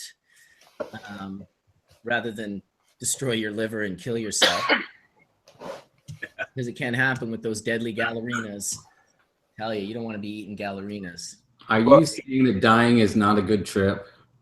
Yeah, dying's a bad trip, dude. Here in Amsterdam, you can order, I don't know, 5 or 10 different varieties through the mail. They won't send you mushrooms, but they'll send you Scarlarota stones or philosopher's stones. Right. Fresh mushrooms are still legal in Amsterdam, right, Sam? No. What's that? Fresh mushrooms are still legal in I think Amsterdam, the fresh right, ones Sam? might be. Yes, Dried they are. You ones can't get absolutely dried. You just can't get dried. But they can't sell fresh mushrooms because they go off so fast. It doesn't work out. Hey, I know this is off subject and everything, but on Monday I'm going to be putting up the temple ball tape on how to make temple balls. It's about hash without water. I already saw it. It was already posted, and then you took it off again. I took it off because one of the people that was in it the next day decided that they didn't want their face in such a video. So I had to pull it down, being re-edited right now, and it'll come back up. But Listen, it's very, very clear how to make temple balls nice and soft. If anybody is willing to send me $9.99, I'll send them the unedited version. with the guy's face in it, right? He saved it off. Sam's all screenshotting everything. He's doing a Netflix hostage thing. You got to title that "Cold Balls." Listen, oh my God, cold balls. You do have to title that cold balls. On the side note, For many reasons, I think, too, really. I saw the video, too. I've been there, Indra, with what you're going through. I have filmed videos with people. I have taken a ferry, filmed a 3-hour footage, cut together 40 minutes, edited, uploaded, like literally half a day, 14 hours of work. And it was up for 8 minutes when my friend texted me and said, "Oh, dude, if you don't take that video down, I'm getting a divorce." So I was like, gone. So it happens. It's like sometimes people don't want to be in videos that you make, and it's like you got to respect it even afterwards. It sucks though when you've got. Oh yeah, well, I learned a lesson from here on out. The videos are of what I'm doing. They're going to be hands and what's going on, and no faces in them because people get that way. They, you know. But hey, thanks, Todd, for that idea of naming the video "Cold Balls" because that works out pretty good. And I think I'm going to go ahead and use that if you don't mind. Absolutely, you should. I don't think he was being sarcastic. You're welcome to use my Sam I Am little doll. You know what? Need somebody to walk it through. Willie Groves has just added to Todd's name. You should call it Indra's Cold Balls. Oh, jeez, Christ. I just saw that on the, Willie Groves. Well, hey, I'm not the one to put the bowl in my lap, okay? That's all I'm saying. You know that picture I sent you, Mark, of the a quarter ounce of terpenes bubbling in the terpene collector? Yes. I was going to smear them all with terpenes and call them turple balls, but I like the cold balls thing, Indra's cold balls thing, much better. Yes, absolutely. I remember, didn't Tony and you make Turple Balls? Didn't he come over there and drop off some terpenes or something? And that was the birth of Turple Balls. Yeah, it was. But that time when Tony was here, everything went in a hurry and they didn't come out soft because we had too many trichromes. And when you're making these temple balls, it's interesting. 2 grams too much terpenes and they turn hard. 2 grams less and you can squeeze them in half with your fingers. It's like a tipping scale somewhere along there. Just an extra few grams makes all the difference in the world in how the temple balls come out. Makes sense. Does it? I couldn't make head nor tails of that. Why? Well, it makes sense in the sense that there's always particular ways. It's called know-how. Terpenes are a solvent, and it's dissolving some of the cannabinoids, and it's making it pliable. I understand that, and I know that when it gets to a tipping point, it's like a glass of water. When you pour enough salt in it, finally the salt starts building up. And I understand that that's it, but it's so sensitive. Just 1 or 2 grams difference in the formula makes the balls either really soft and pliable, or it makes them so that you've got to cut them up with a knife. So interesting anyway. But I'll be posting that video again Monday evening. And it's everything. Even at the end, you'll notice that I put a warning in there not to use gloves when you're making it. You're going to have to clean your hands really well, anesthetic, and then put your hands in water and make the temple balls. Because if your fingers are wet, they won't. The balls won't stick to them. I'm sorry about that. I should have thought about that sentence before I said it. But in any case, if you keep your fingers wet, you can roll the temple balls up without getting any kind of a mess going. And that's an important part, because they're going to be soft. They're going to be a little sticky. And if you try with gloves on, what you're going to have is a pair of gloves that's completely covered in temple ball and oil. And the only way you'll be able to get it off is put them in the freezer and then take it out when it's frozen. It's, you know, pull the gloves like a rubber band, and then it'll all fall off in the tray in front of you. But anyway, it's just a good idea always to get your fingers wet when you're dealing with oil products anyway. Remember, boys and girls, when handling Indra's balls, make sure your hands are wet. So they don't stick. Shame on you. You don't want them sticking to you. Yeah, I don't want my balls sticking to you. You Well, don't want Jones sticky balls. I would say melts in your hands and not in your mouth, but that sounds disgusting. Yeah, this has gone way south from where I started, guys. Well, it did. You can't control it. It's Hash Church. It's the internet too. You say shit, people get a hold of it, then the chat's going off. Now it's just like we can't. It's can't balls put to it back the wall. Can't put it's balls to the walls. I got to interrupt this whole fucking talk here about cold balls, Indra's stuff here with the cold nuts. Ball Well, wait a second. I have a chemistry question. Rip. How often do I have the chemistry question? Ball rip.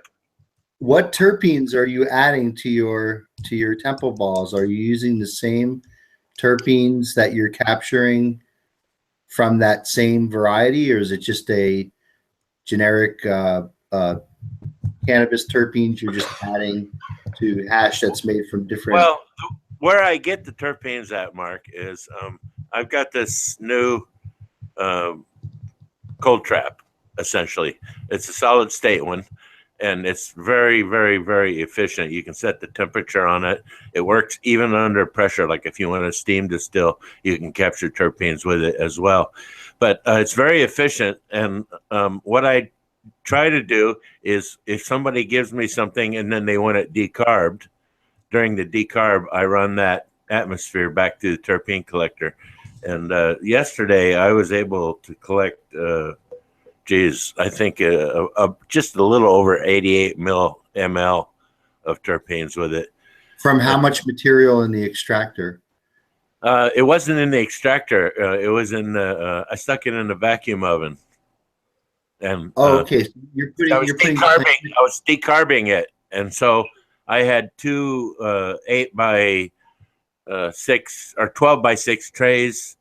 And they were each about a 1/4 inch deep in material. I don't know, maybe 2-3 pounds, I guess. Okay, so let me make sure I understand this. So you're taking oil that you extracted, so a BHO oil, and you're finishing off in this oven and using this device. I'm not finishing off. I'm taking oil that I made and people want it decarbed. And so I use the oven to decarb it. While it's decarbing, I also grab the atmosphere. I gotta ask a dumb question to you there, John, though. You don't need to vacuum it to decarb it. You simply need to heat it. So why are you putting it under vacuum to decarb it and stealing the terpenes? I understand that. You're taking the terpenes away. Try not to all talk at once. Try not to all talk at once. One at a time. There's a chat. You can get in an order and all say your piece. Okay, well, I'm decarbing it anyway. And so while I'm decarbing it, why not collect the terpenes, Todd? I mean, why throw the wash out with the baby? Okay, so Well, that's they're the terpenes that go with the product. So if you take the terpenes away from the cannabinoids, you've just devoided a product of being pretty good. Listen to what you're saying. Listen to yourself. When you're decarbing the stuff, it's going to go off to atmosphere. So why collect them? And then if the product needs it, or if the people want it, they can put it back. But no, it makes really good sense. I was just going to say. Oh, go ahead, John. Finish. No, go ahead. Okay, I was just going to say it makes really good sense because you're heating up the extract, which has the terpenes, to give a decarbed or activated oil to trap those terpenes that are being given off, because the terpene volatility is such that as you begin to decarb, you are going to begin to lose the terpenes from that extract. Or alter them. Yeah, well, it's probably going to alter them somewhat. But so, John, so that's just sort of like a generic, terpene mixture that you're grabbing from a decarboxylated extract, but then you're adding that back to, say, like a dry sift that's from a different cultivar. Is that what you're doing? No, I could do all of the above, but at the present time, I just made one set of temple balls as a demonstration of how low tech you could do it and not use water. I used a stainless steel bowl, some liquid nitrogen, and a 2x4 to make the temple balls. I put the oil under the surface of the nitrogen, ground it up with the 2x4, added the terpenes, ground it up further, took the bowl out and set it in the sun. When the nitrogen was gone, you could grab. We left it out in the sun for a couple hours, and it just totally congealed. When you bring it back in, you can pull a ball out and roll it up, and you got a temple ball. And so I did it as a demonstration. So what cultivar? It was my friend's cultivar. It was his oil. I don't know. But there was a general film showing that you don't need a lot of high technology. You don't need a cryo grinder, a 2x4, and a stainless steel bowl did the job. And that was the whole reason behind it, so that other people who don't have access to that kind of stuff could understand how easy it could be to do that. All you need, you could use a baseball bat and a stainless steel bowl. And so it's very low tech method of getting the job done. And that's why I made the video. And can I point something out, and can I ask Sam a question? And it's, from what I've read, you can decarboxylate THC at as low as 160 degrees over a longer period of time and not lose that much of your terpenes. You're going to lose terpenes at 160. You are, but your THC will decarboxylate faster at higher temperatures, right? Well, you know what? When I decarboxylate, I do it at 164, and I do it over 24 hours, and I do it under a very high vacuum. And it works just fine. And I collect the terpenes anyway, because they're going to disappear into the vacuum pump if I don't. And so I collect them anyway, and I can put them right back in the oil.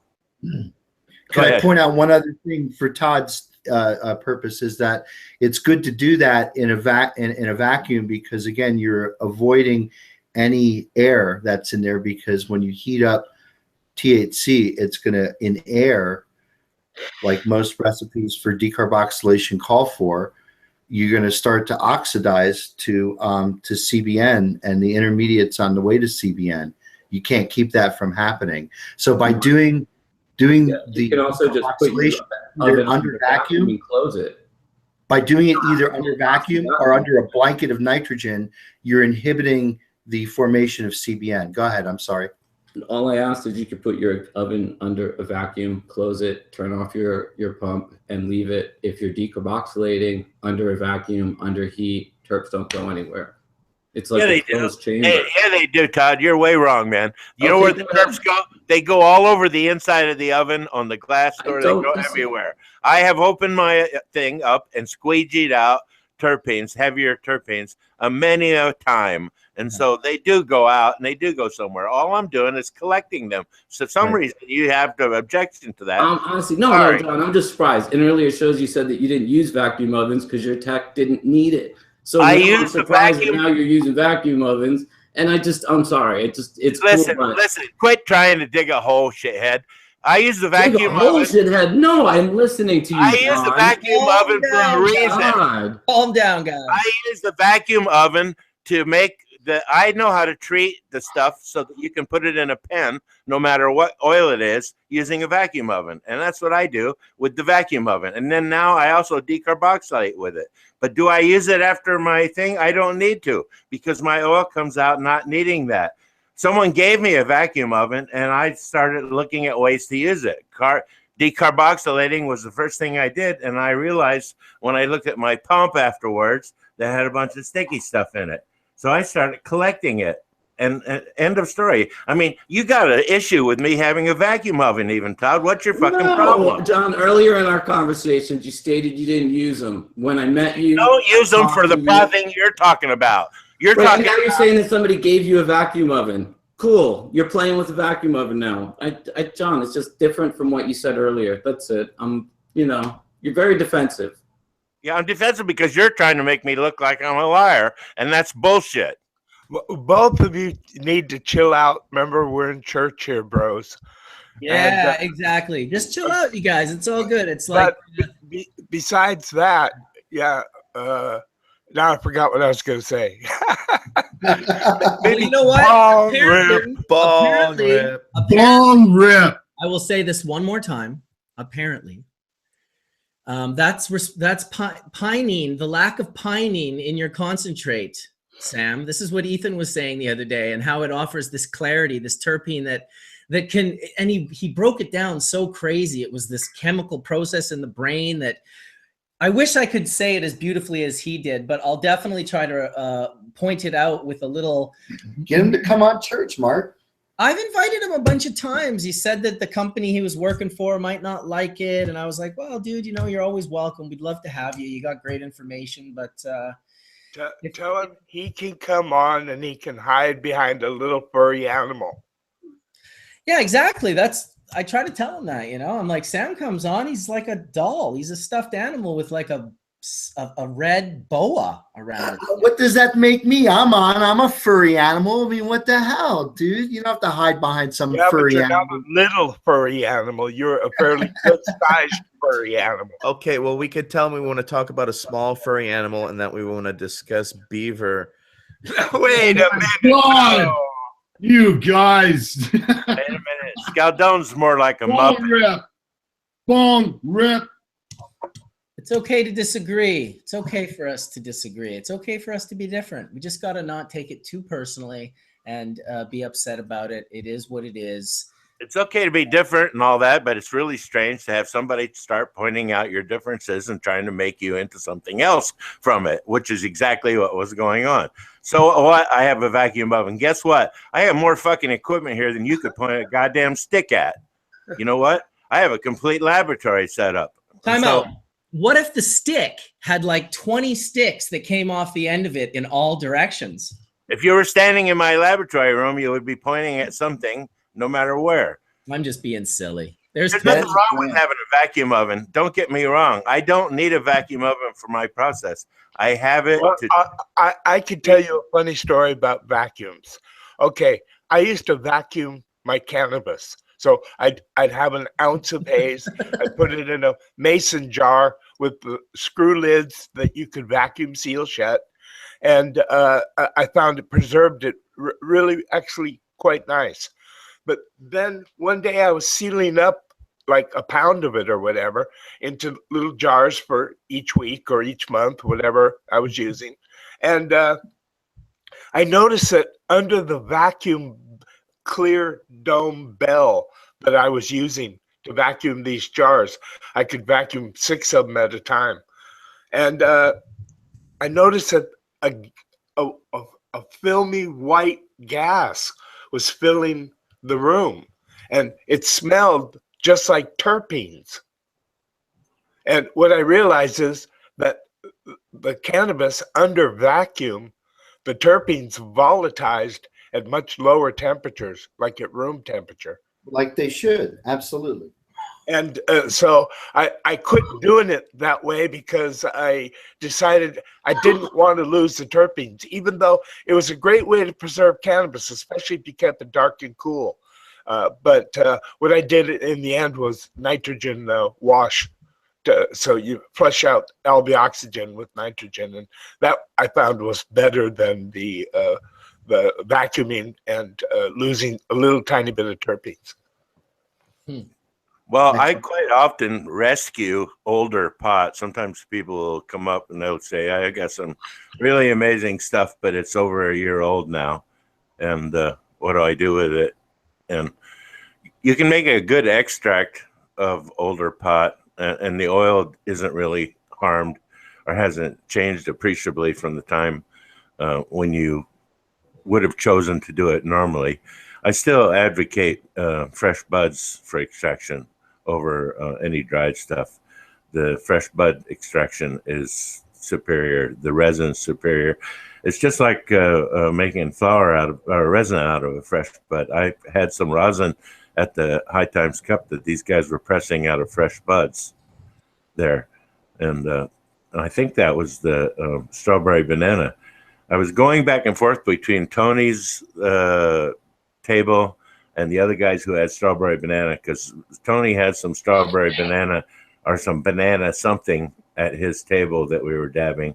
Banana goo, strawberry banana goo. Oh, strawberry banana goo. Yeah, that's what it was. And so I kept going from there to the other places where people had strawberry banana, because strawberry banana was a big thing at the cup, and a lot of different entries of it. And so I tried to get some of each, and I got 8 different ones, and out of the 8, 2 of them are quite amazing. Did you try the Cavendish one? No, I don't think I have a Cavendish one here. No, that's a banana joke. Oh, I see.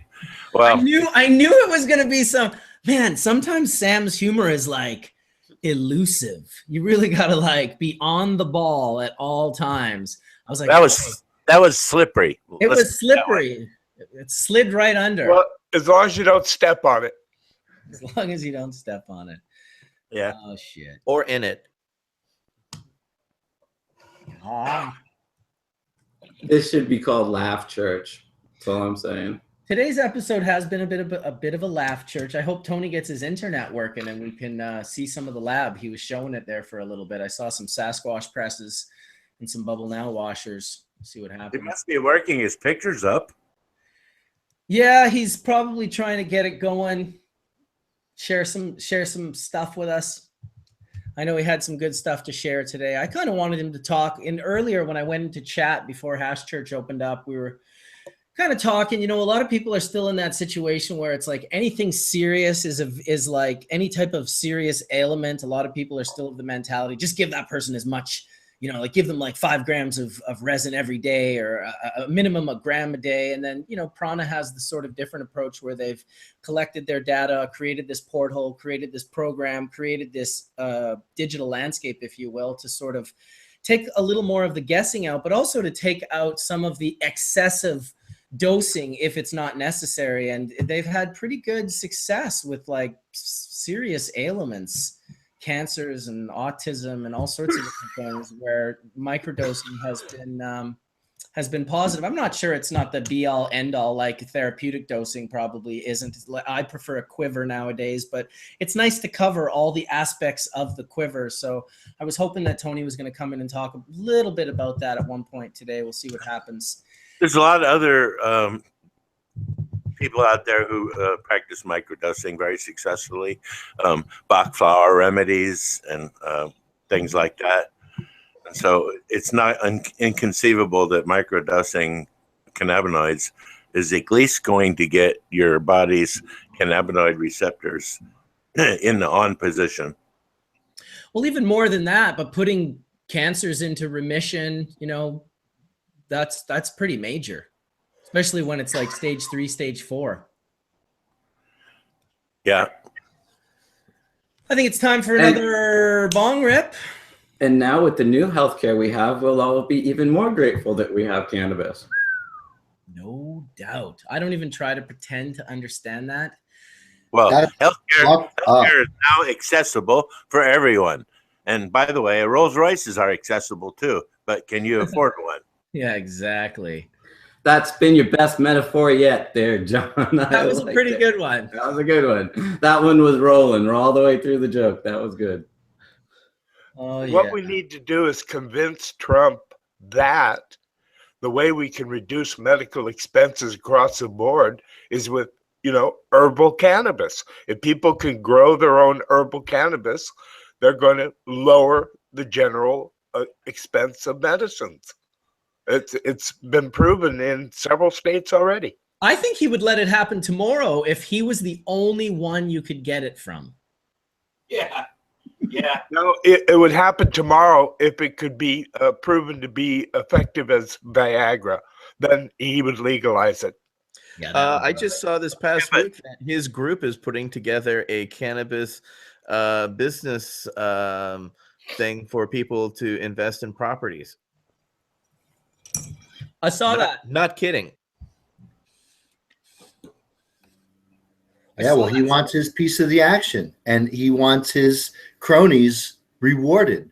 I wonder though, is it going to be named Ivanka Buds or Kushner stuff? Trump Kush cannabis. Bush. Trump cannabis. It'll be in a little gold pack Trump. No, it's going to be Kush Nerds. with Trump stamped all over it. Yeah, Kush Nerds. Terrible. Please no. Please no. Yeah. Well, you gotta wonder because she just got her trademark approved in China at the same dinner that the You mean premier. China? You mean China? China. Gina. It's Gina. It's with a G. Gina. No, with a J. Okay. China. I thought it had a C on the front of it, but all right. China.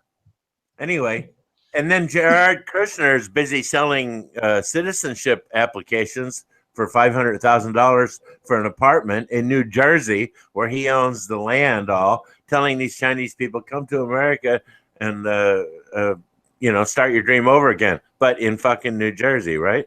Anyway, they don't know. So New Jersey sounds to them like something new. New Jersey, let's go there. In good news, the federal government doesn't have any new spending budget to actually come after us until at least September. So that's a bit of a reprieve, so that this actual summer in California with legalization is going to go down without government helicopters flying around like we were so used to in the 80s and 90s. So that's kind of something to celebrate. Yes, unfortunately, in two states were left out of that, right? North Dakota and North Carolina because of their recent modifications. So hopefully they still get protection or are afforded the same.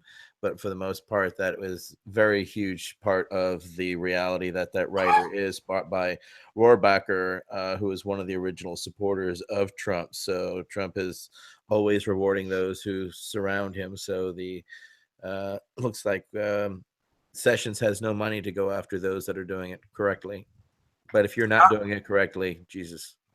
How could two states be left out? I just wonder.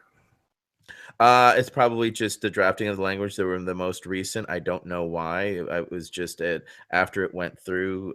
Tom Angel, who puts out a great listserv with information, he put out that information right afterwards. So that's all we know. And when we looked at the language, those two were left out, unfortunately, and it's already signed. And So. I wanted to move to North Dakota to grow bud, man. Yeah. Hey, don't make fun of North Dakota. We used to go down there for vacation. Where? But are you trying to prove my point? To North Dakota. I lived right above it in Winnipeg, Manitoba.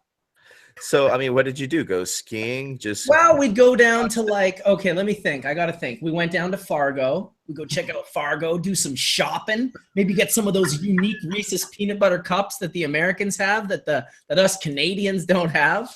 There was random little bits of candy and stuff. We'd go to hockey tournaments down. Oh, where was the hockey tournament where we stayed at the Patch? The Patch. Never forget the Patch. Yeah, these were the spots when you live in Winnipeg. Listen, the big vacation was Minneapolis. When you got old enough, you drive down to Minneapolis, go see like Dave Matthews or Fish. You know, this was in like 92, 93, 94, 95 before I split and moved to the West Coast. This was Canada, man. Living in the great. That's how boring Canada is, that you come to North Dakota for vacation. Well, Yeah. no, let's not generalize, because now I live on the West Coast where the Right. Olympics happened up in Whistler. I'm sure the X Games will be here one day. I have killer whales jumping out in front of my house with dolphins, epic mountains and glaciers surrounding me for some of the. Yeah, you're in the cool part of Canada. Dude, Yeah, I am in a great part of Canada. you extradited yourself from dumb fuckistan, right? Well, the cool thing about Canada is that if you're, well, not even if you're Canadian, you can come here from wherever. But you generally are able to live anywhere you want. If you're from Newfoundland, you can move right over to BC. If you're from BC, you can move right over to Newfoundland and anywhere in between. So I thought it was pretty sweet when I got to 22, 23 years old and started kind of like, those mountains are calling my name. I don't need to be taking these long trips just to go see bands that I like. I could live there. And so I moved here in 1996. Hey, shout out to North Dakota, though. Much love. I've actually been to. Anybody else been to North Dakota? It is actually it's beautiful. I mean, it really is. But there's definitely not a lot there. But much love. As an adult driving around, if you wanted to go check out like the nature. Winnipeg, people think, or Manitoba, and generally there's like, oh, there's no nature. It's like there's tons of nature in Manitoba. You just have to go to it and put yourself through the hell that is the bugs that exist in that area in the summertime, especially. Brutal. Came out here. I was like, why doesn't anyone have screens on their windows? And it's like, we don't have mosquitoes. I'm like, oh, sweet. You been to Great Falls, Montana? I have been to Great Falls, Montana. Another thriving metropolis in the middle of nowhere. Yeah, Fish, if you follow Fish around, you'll end up at all sorts of random fucking cities throughout America. They got like a venue, and especially in the 90s, because the venues were much smaller. So you'd really end up in, I guess, off the beaten track or whatnot. That used to be the way. You'd go to Great Falls, Montana to go up the Alcan, the Alaska-Canadian highway to Alaska. And we went, my dad drug us around quite a bit. He was in the Army. And when we came back from Okinawa, he would go to Detroit, buy a new Ford station wagon, drive us all the way up the Alcan to Alaska. So been through there a lot. That's cool. I'm getting ready. I'm finally going to Alaska in July, and I'm swinging actually through Victoria. Dude, what do you mean you're swinging through Victoria? It's an island. It's Vancouver. I guess we're stopping on the boat, and we're going to stop for a day. And I'll wait. So I have to come to Victoria to chill out with you? It's Vancouver. I think we're coming into Vancouver. Okay. Are you taking the ferry up to up to where the highway gets to Alaska? Is that what you're doing? Yeah, I'm taking a ship out of San Francisco and going up to the glaciers and then swinging back down. Nice. Because I've never been to Alaska, and so I figured I'd go there and check it out. So we're gonna go to Juneau and see that, and then swing back through Canada again. Very cool. Very cool. That'll be a great trip, man. Alaska's serious place. And it's during July. It's like during the only time when it's nice there, right? When it isn't absolutely freezing. But isn't it the sun's up, right? That's the entire time. Yep. Well, at 23 hours at one point in time in Alaska, the sun's it makes a huge circle, and then it dips down for an hour and then comes back up again. Wow. So you only get an hour of darkness? Yeah. It's not even really darkness. It's not darkness. Yeah. It's twilight. It's twilight. Exactly. It's the light. It's not darkness. Oh, so the sun's kind of just beyond the horizon. Yeah. It just dips down a bit. There is no horizon. We live on a flat earth. I wanted to talk about that today here on Hash Church, just so everyone could lose all respect for me as a human being. Flat earth. Oh, that kills me, dude. Oh, shit. Wait a second. Kansas is flat. Yeah. You think Kansas is flat? Try Texas. Try Nebraska. At least the central part of Texas is at least hill country. Try the Netherlands. That's below sea level. Uh-oh, what do you got there, Tony? Is that some bubble hash? No, this isn't bubble hash. This is bubble hash that has been converted into a suspension. That we were talking about this. Kind of saw a little video. So this is the converted version. Yes. It looks Crazy like looking. rocky bubble hash. Right? Fuck yeah, dude. Looks like it's Yeah. like melted into a liquid and then sort of crystallized or something. Is it really hard like glass?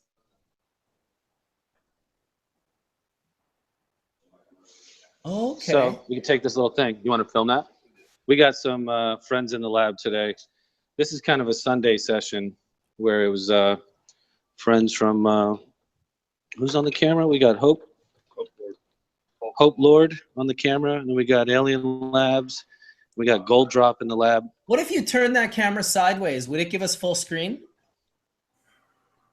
It might not. Oh yeah. Just wanted to show you when I actually agitate it or just mix it in. This is cold water. This is 6.0 water. I think this was like some weird pH thing, but there's no chemicals in this entire process. And what's nice about it is that it captures everything. All the things in the hash, they're all chemicals. Those are all chemicals. Well, all right. Chemicals. How do you make the pH change in the water, Tony? I didn't. It's just 6.0 pH. Where'd you get the 6.0 pH water at? Because that's gonna be acidic water, no matter which way you look at it. 6.0.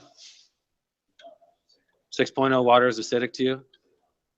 Well, 7 is neutral. On the acidic, yeah. Neutral is 7. 6 is Probably slightly. like I did it at initial drinking, so it's probably about that. Fiji water is 6.0. Let's see here. Yeah, that's because there's minerals in the water that make. Hold on. Oh, now someone's saying Fiji is 7.6. Yeah, Love it. FJ's a little higher. Can you, Joe? Can you go over to where there's a little pH pen? I think the water was like 6.0 to 7.0, the initial drinking water. There's not special water. Let's put it that way. Okay, well, 7.0 would be, neutral. But 6.0, I asked because you said it was 6.0, and that is slightly acidic. Okay. But And not It's over there acidic on the enough left. to break down cannabinoids. Yeah, usually you need to be at 11 for that, but go to, there should be like a little blue pen. Look in the left of the sink. See that little pH meter? How Yeah, much it's not did you put in there, Tony? Was that like a half a gram or something? Yeah, there was a half a gram in there. Damn. And what was the concentrate? Oh, this is like 10 milligrams, or maybe a little more. It was bubble hash, I think he said. Of what was the varietal? Of what went in here? The chemovar. Yes. Yeah, this is sour D. Did you ask me what it was? Yes, he did. And you answered, and now we were all on the same page. All right, let's see what Stir we it got up. I feel like we should be listening to Stir It Up while you're stirring that. here. Let's see here. Hold on. So now we need a cup because this thing won't go all the way in. Use the lid. The lid? Dang technology. Oh, you're talking about the blue lid, right? There's no special pH, that's for sure.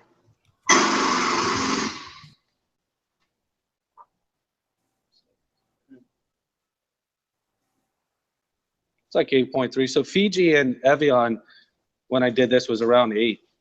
So really good alkaline water that you're drinking artisanal should be high. So That's basic, not acidic. That's base, yeah. alkaline.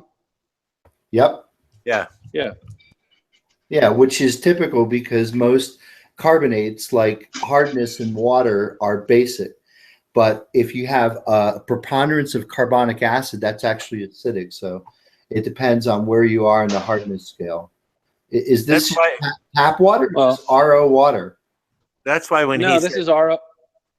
Yeah, it's RO water that went through UV sterilization that then went through the little ionic exchanger. So it's probably overkill, but it's just clean water. You know, it's not like. Okay, but that's not why like, when you said the pH was 6, that's this. why I asked how you got to pH 6. So it's not pH 6, actually. It's No, it's not pH Wait a 6. second. He's using one of those funny ionic exchangers. So why are you doing that? Does it separate? It's just my drinking water in the lab. I just like high alkaline water. Okay.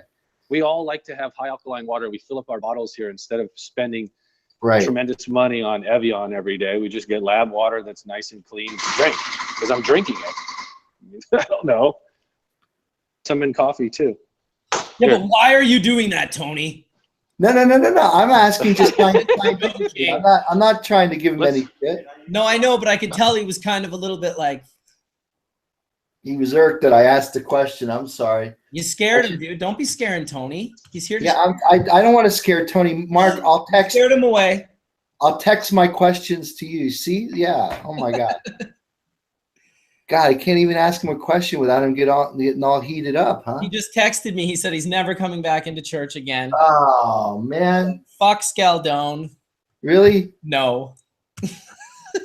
No, he got disconnected. He's not even mad. You are so gullible.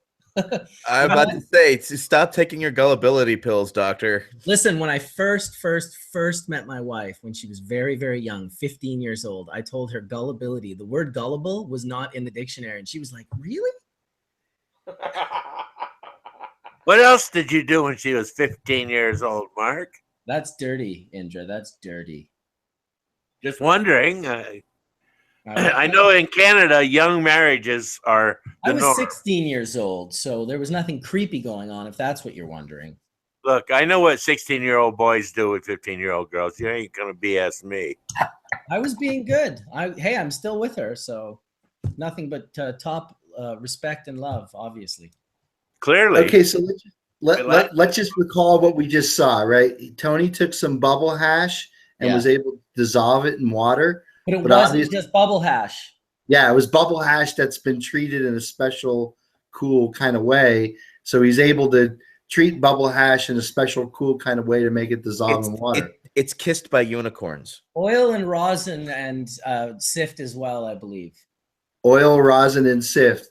Yeah, And like he's any able type of to cannabis. dissolve it. And essentially, we're arguing over nothing because it's all around neutral. I mean, whether it's about 8 or whether it's about 6, essentially it's neutral. It's only off by a log of a pH unit. So it's really, or a log of equilibrium unit. But the question is what, so he's saying he's doing this without chemicals, which again, to a chemist like me, insults my intelligence. Everything's because what he really means is what his definition of, because you're right, and I've had this conversation with him just the other day. I said, well, listen, you know, all these terpenes are hydrocarbons themselves. They are right. Don't say this on church. Sheldon's going to get heated up, man. Yeah, well, it's true, and as you should be. But what he's not meaning that. What he really means, and he's going to start changing his lingo in the near future, I can assure you, is that it's not made with petrochemical solvents like gases or you know, chemical solvents that like propane and butane and hexane. Propane is organic, Mark. Well, whatever. Yeah, well, I mean, hydrogen cyanide is organic because it contains a carbon atom. So, right. So then there's no way to say what Tony wants to say. There's no. I take it apart. So why don't we just understand that what he's talking about is he's using there has been no well, it's impossible to say. I can't even say it because it's not correct. Added chemicals. Right? All I said was, Indra, I don't need to hear it. You've said enough. Thank you. I appreciate it. Thank you. I wasn't trying to pick him apart. I just don't want to hear the yelling and the aggression. It's too much. It's a Sunday morning. We need to relax, have bong rips, disagree, no problem. We know what Tony was trying to say. Yeah. We know.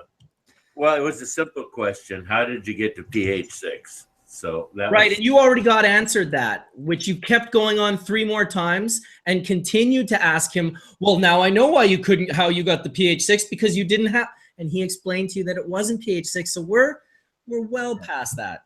Right, and it's essentially not even part of the real, you know, discussion, which is that he came up with some way of formulating cannabis oil or cannabis extract into something that can be water soluble. That's cool, regardless of the fucking pH that it goes in. Well, it could be. It could be, depending on how it feels and what the effects are and how efficient it is. It could be something that's cool. Exactly. And I will bet you $1 to a donut that somewhere there's a chemical involved. Somewhere. I wouldn't be surprised if there was. We know there will be when cannabis is being used because it's full of chemicals. Yeah. How can you make a cannabis extract without chemicals being present? You can't. It's impossible. Yeah, unless you make it in space. Right. Yeah. But then there's this sort of top layer where people are thinking like, okay, there's the solvent extracts and there's the non-solvent extracts. Even though they're misnomers, it's kind of like the sativa and indica misnomer, where really like how, I guess, like you said, you say no added chemicals. But it could be a solvent really implies solute. So I think when you're dissolving things, the real traditional chemist would say solvent, solute. If you're dissolving things, if you're using water to like knock trichome heads off of a plant, it's actually being used as what a chemist would call a coagulant, because the liquid phase is just coagulating everything else. So, but simultaneously, it's also extracting. It's also dissolving. Right. So there is a soluble component there. Yeah. So I mean, everything is kind of balancing off each other, and right. It's hard finally divide this science to be accurate with anything that you say. Because in that sense, that a lot of the things that we say are misnomers at best. Like solventless.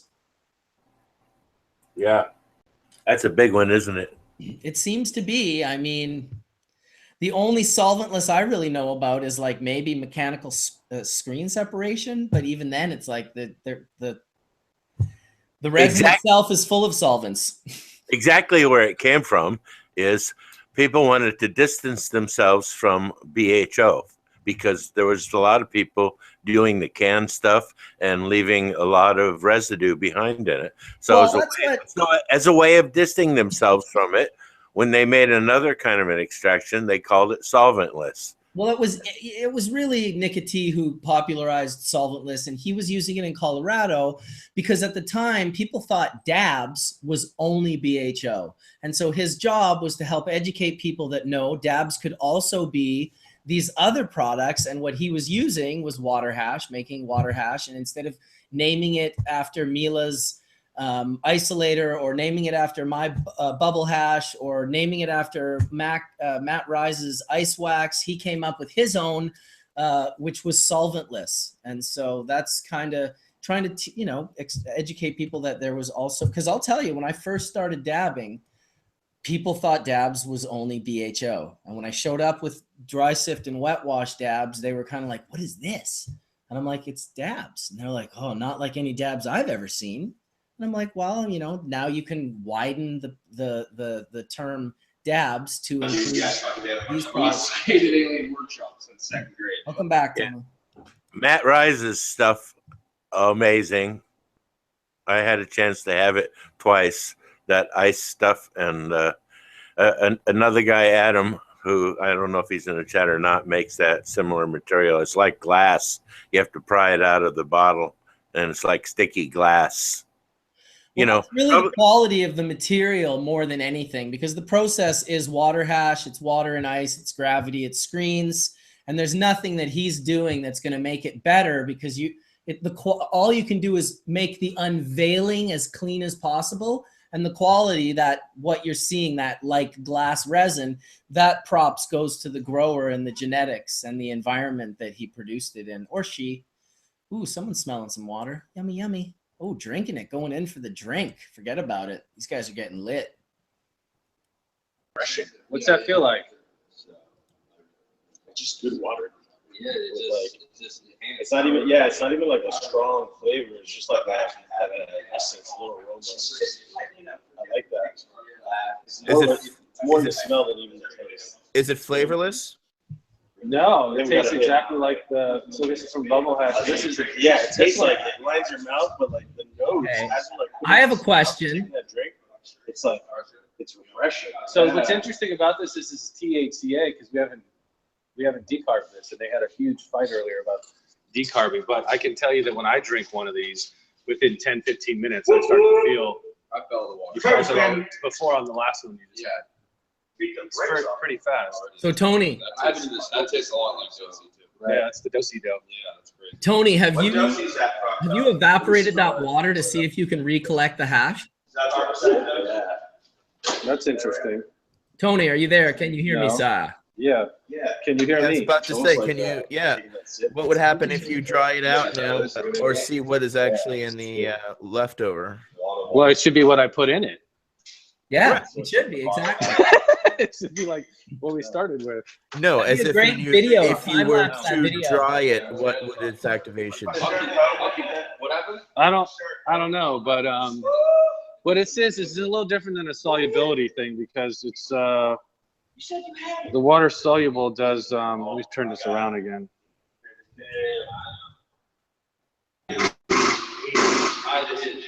Hold on.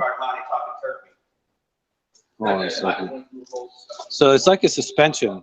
You know, it's not like water soluble.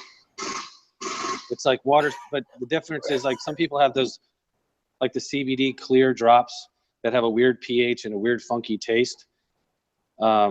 This was just like the organic version of trying to create something that naturally came from bubble hash and could capture the terpenes naturally, you know?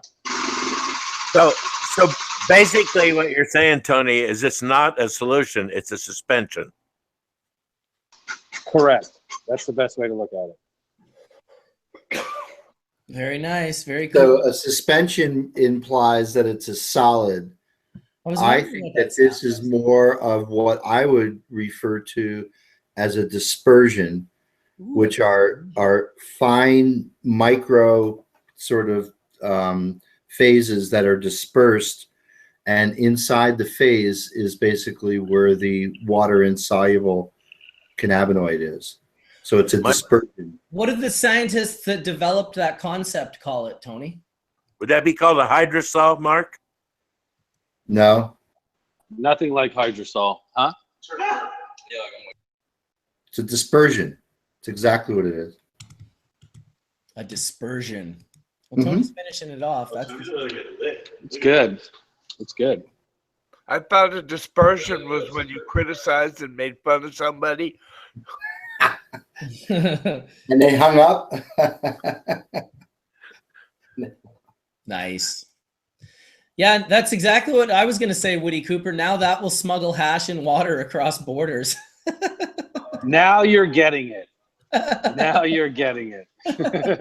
He said it, not me. So I need 500 gallons of some Jack Frost Bubble Hash 7390 micron, please. Well, this serves a couple purposes. I was trying to develop something for something that's going to come out that's more of a dietary supplement drink. That's on the Prana line, but I wanted it to be natural. So this is, and then there was also something I wanted to do with, as we gear up for the Bubbleman launch here again in the new lab, which was creating packets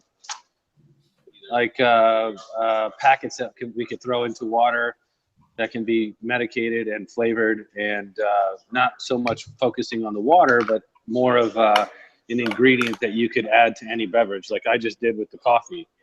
Hey, Tony, you could add a little lecithin to it, and that would help any of the oil-based stuff go into solution much better. And it's a tea blend, and it's organic, and let those guys know to keep their voices down in the background. It's the mic's picking them all up. I always like to warn people, not like bitch to them, but like especially private groups of guys having conversations next to the rosin press. Sometimes they don't realize they're being recorded for 10,000 people to hear later at a later date. Yeah, so some people are pointing this out in the chat, the difference between a dispersion and emulsion. So I could try to explain this on the chemistry side of things. So an emulsion is something like when you shake up oil and vinegar And when for the second that it creates sort of a continuous, sort of creamy one-layer material, the oil droplets are all dispersed throughout the continuous water phase, right? And eventually that settles out into an oil and a vinegar layer. So that is a emulsion that's not stable. A dispersion is basically just an emulsion that's stabilized because, like milk is a perfect example, or butter. Butter is probably a better example because butter is a oil in water immersion.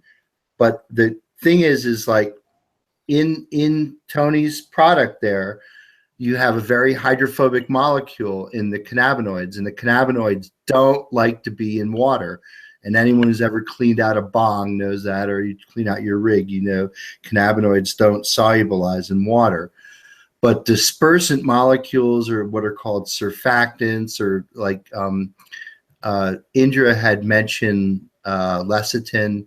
There's a lot of different molecules that are used to essentially make creamy Italian, which is where you have a single phase where you have both the water and the oil phase emulsified into a single phase.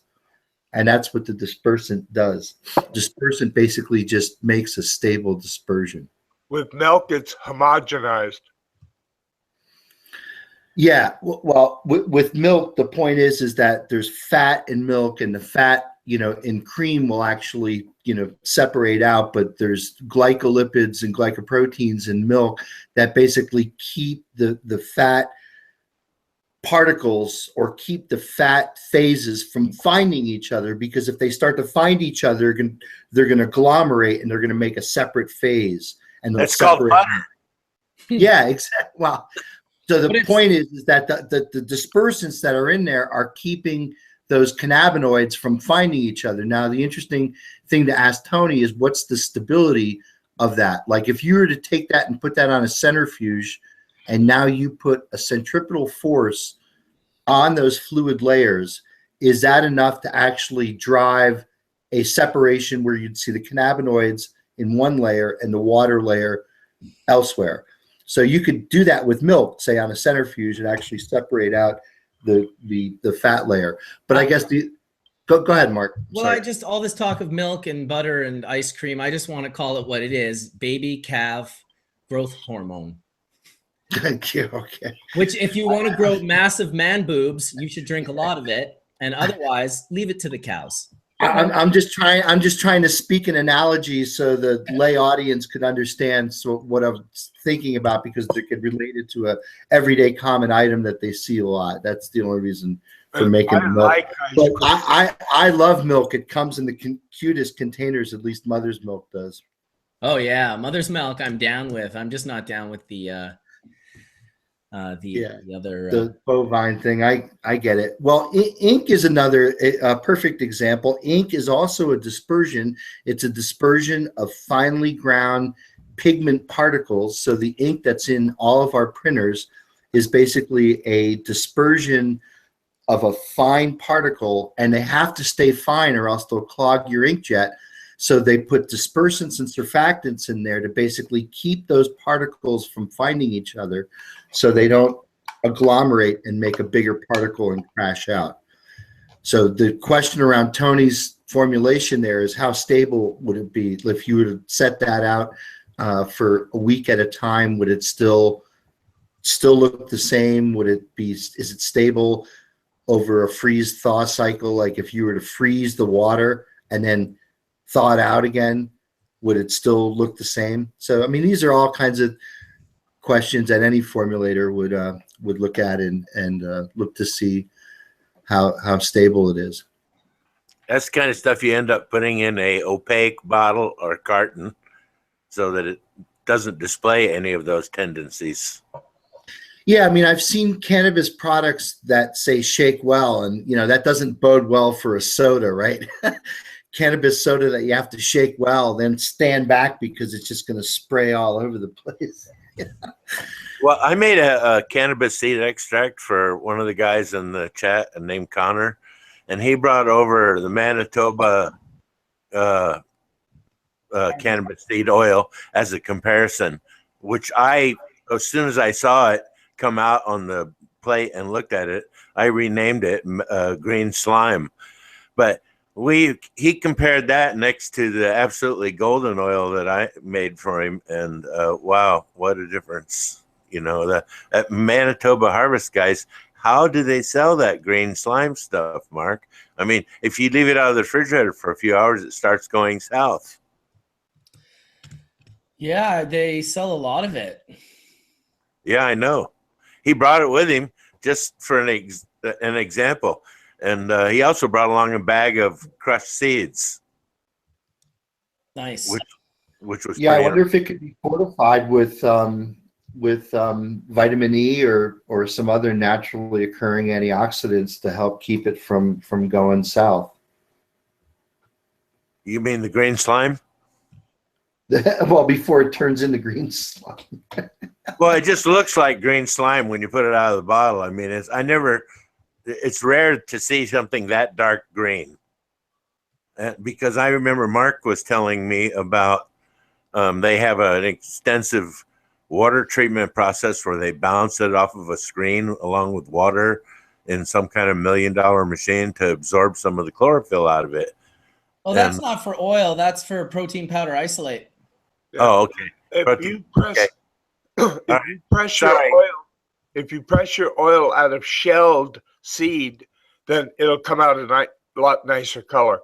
But yeah, if you press it with the seed, of course you're getting color from the seed, amongst other things. Yeah, mostly tannins, right? From the seed, yeah.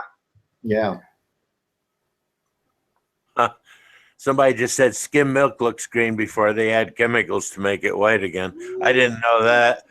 But anyway, you can't add chemicals to the Manitoba Harvest green stuff to make it lighter. It was green, and that's the end of that story. Speaking of green, holy shit. Yeah. My beer. Looks like some. We've got we're just preparing here. There's some cookies and cream greenhouse fresh frozen. So this was taken off the plant whole bud in 15 minutes and froze from greenhouse. So we're gonna see what some greenhouse fresh frozen does. Turn your phone side. You've cut. This is fresh frozen from cutting it down, Tony. Boom. From greenhouse, yeah. Yeah, let's open one up. So this is going to be the Bubbleman Gold Drop collab. This is actually from the indoor garden. Oh, this is indoor, even better. Yeah, we got to mix. Yeah. I was like, yeah, don't fuck with it too much. Let's see what it looks like. Looks like you still got it on the stick there. You took me literally. Yeah. They grab them quick, freeze them fast. Yeah, open that up over here. Hold on, take that. Yeah, and then drop that over here. So what are you going to do with it? Are you going to use what extraction What are method? we going to, don't touch, let me see here. Oh my God, look how fucking beautiful that is. Nice. All right, dude. Looks colorful. That's what we're talking about. Super purple, super frosty. What are you going to make out of it? Right. What do you think I'm going to make out of it? I think you're going to make some bubble hash, maybe a little dry sift, some terpenes, maybe some will go into prana. We're gonna make a shitload of full melt and rosin and basically some of those new non-solvent carts we were talking about. Nice. So yeah, he's got indoor and greenhouse, and this is like a lot of people don't know Gold Drop actually grows their own too. But for the last year or whatever, we've been doing like the Blue River Gold Drop carts and distillates and everything, and now we're going to be doing a Bubbleman Gold Drop collab. So we're going to be doing a whole bunch of non-solvent stuff from his grow. Beautiful. Looks really good. Looks pretty good. Let's see that greenhouse stuff. Yeah, that's really good. That'll work really well. Yeah, you know, it's only been 4 years in the making. Finally going to make some full melt. Let's see here.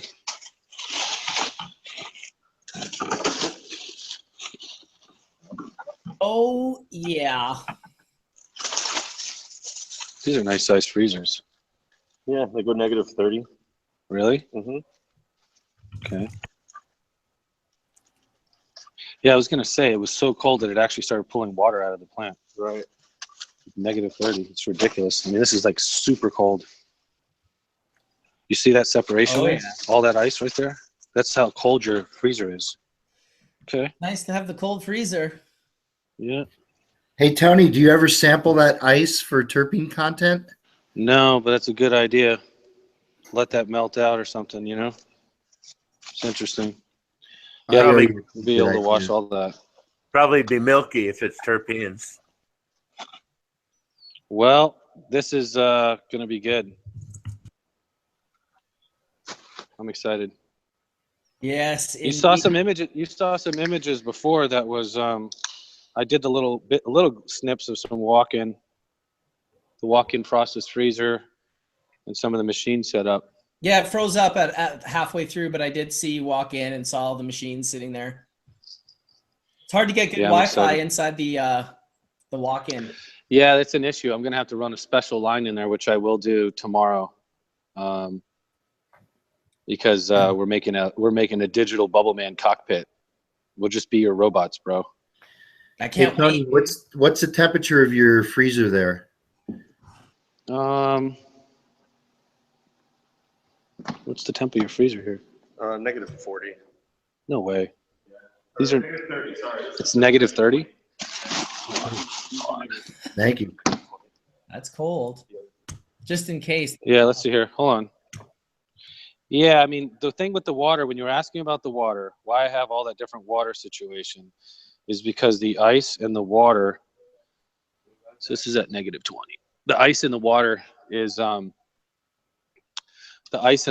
is controlled, and then all of the water is kept in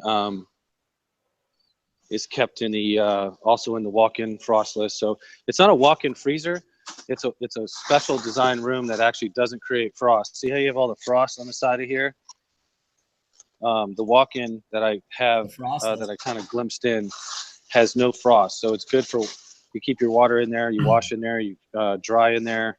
Is that been trimmed in any way, or is that just whole plant? No, whole plant cut down, fresh sugar leaf and frozen. everything. I mean, every fan leaf and everything. Yep. Really? Wow. It's got sugar leaf. Yeah. Well, not the big fan leaves. They took some of the big fan leaves down, but anything that I said had trichomes on it, I want it. So there's going to be a lot of water content in that, as opposed to something that was trimmed and frozen. Some of them are. Yeah, I don't like anything trimmed. Just because it's like anytime hands touch, anytime hands touch the plant or the resin, it's just kind of like imagine we were trying to collect grapes, you know, in their perfect form, and I don't want to like have fingers all over them and pop them and all that stuff. So no, I hear you. I think that's a smart move. Anything that's got trichomes, you want to put through your processing, but you're balancing that with bringing a lot of water content through this freezing process, right? Yep. So everything's going to keep this. So this material stays cold. Then it goes in directly into the.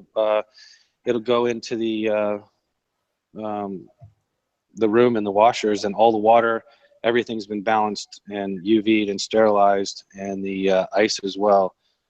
So the melt time, just to give you an idea, it was kind of interesting. We ran some ice through it, and then we literally emptied it, put it in the sink, and ran hot water over it, and it like took hours for it to melt down. So the melt time on the cubes that we're using and the type of water is extremely hard, which for those that want to agitate, I think it's going to help us on our runs.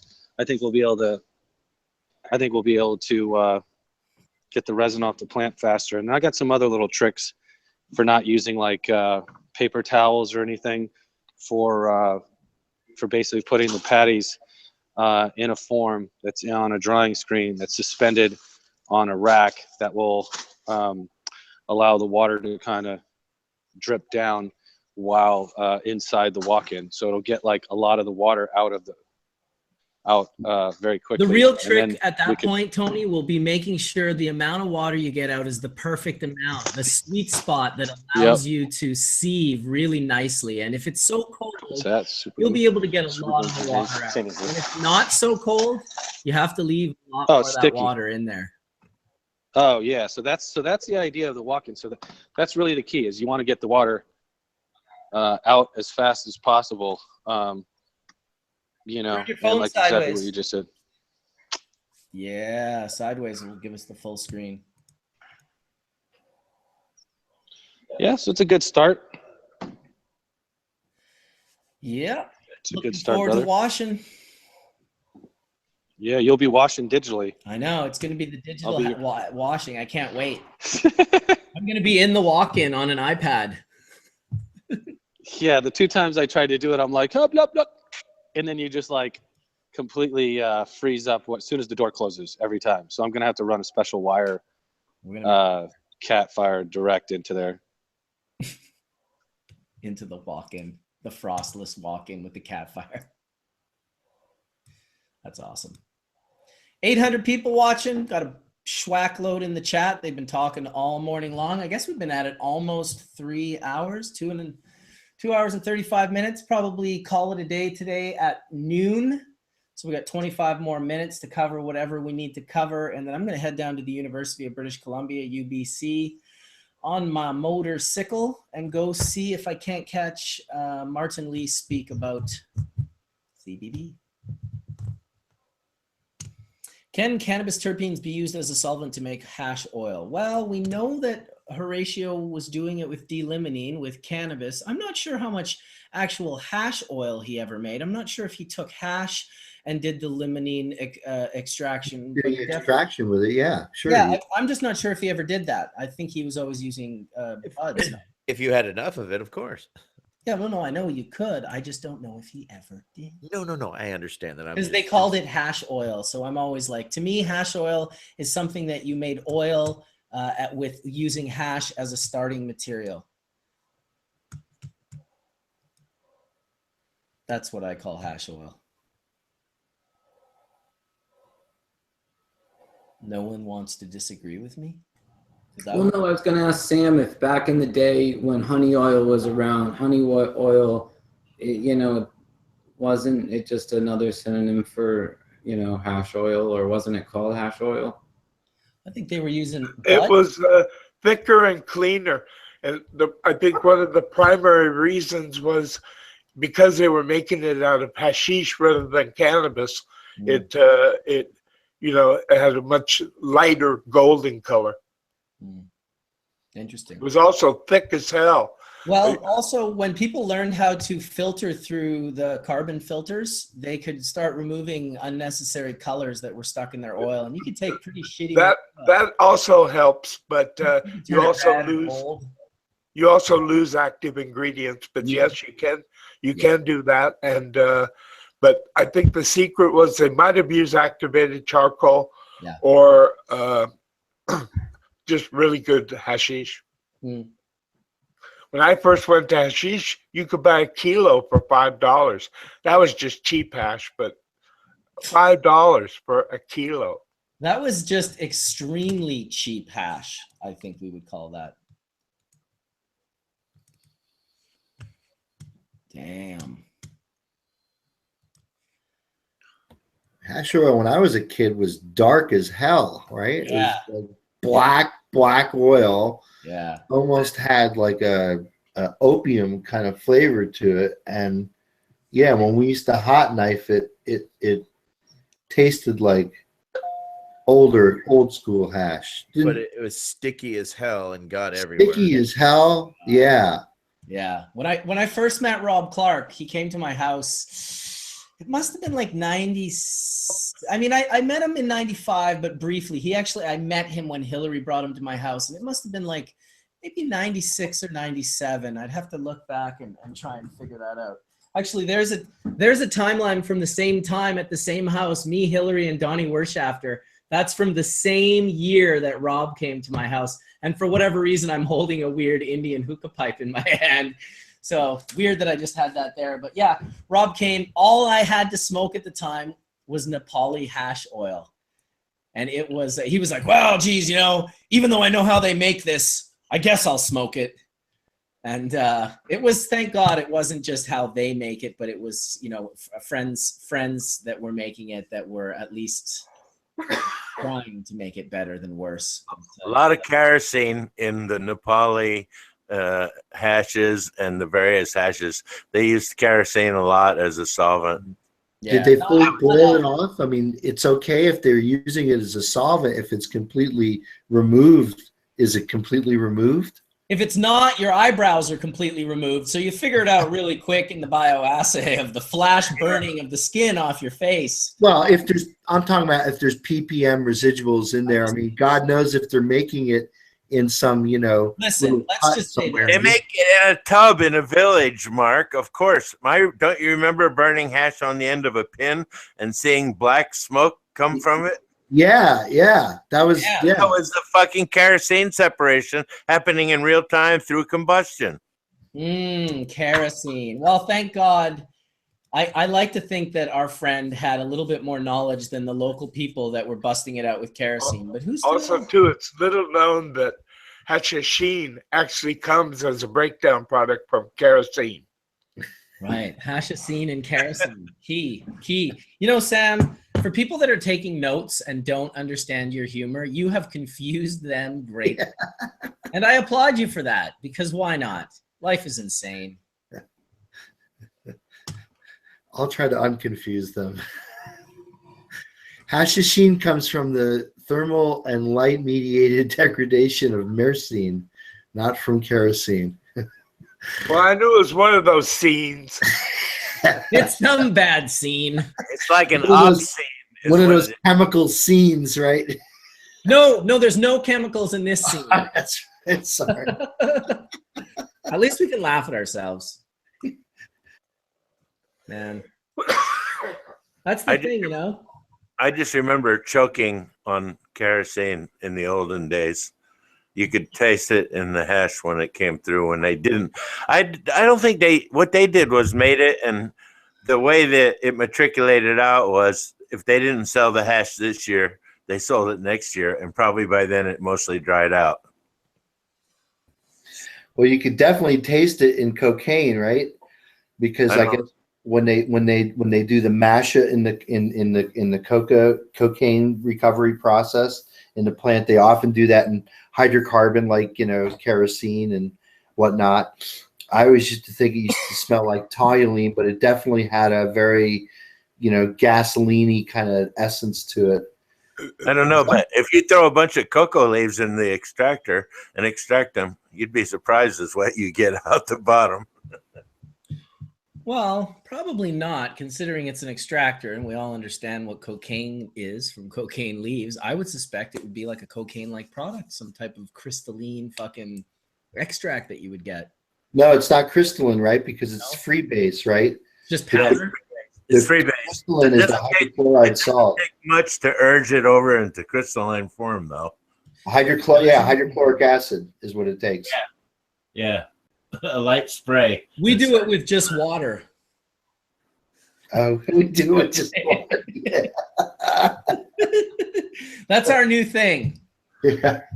You're talking about alkaline water, though, right? Or No, pH corrected water. I'm talking about no chemicals added. Yeah, I don't like to think of water as a chemical, but I definitely understand in the definition of chemistry, it's a chemical. But it's the universal solvent.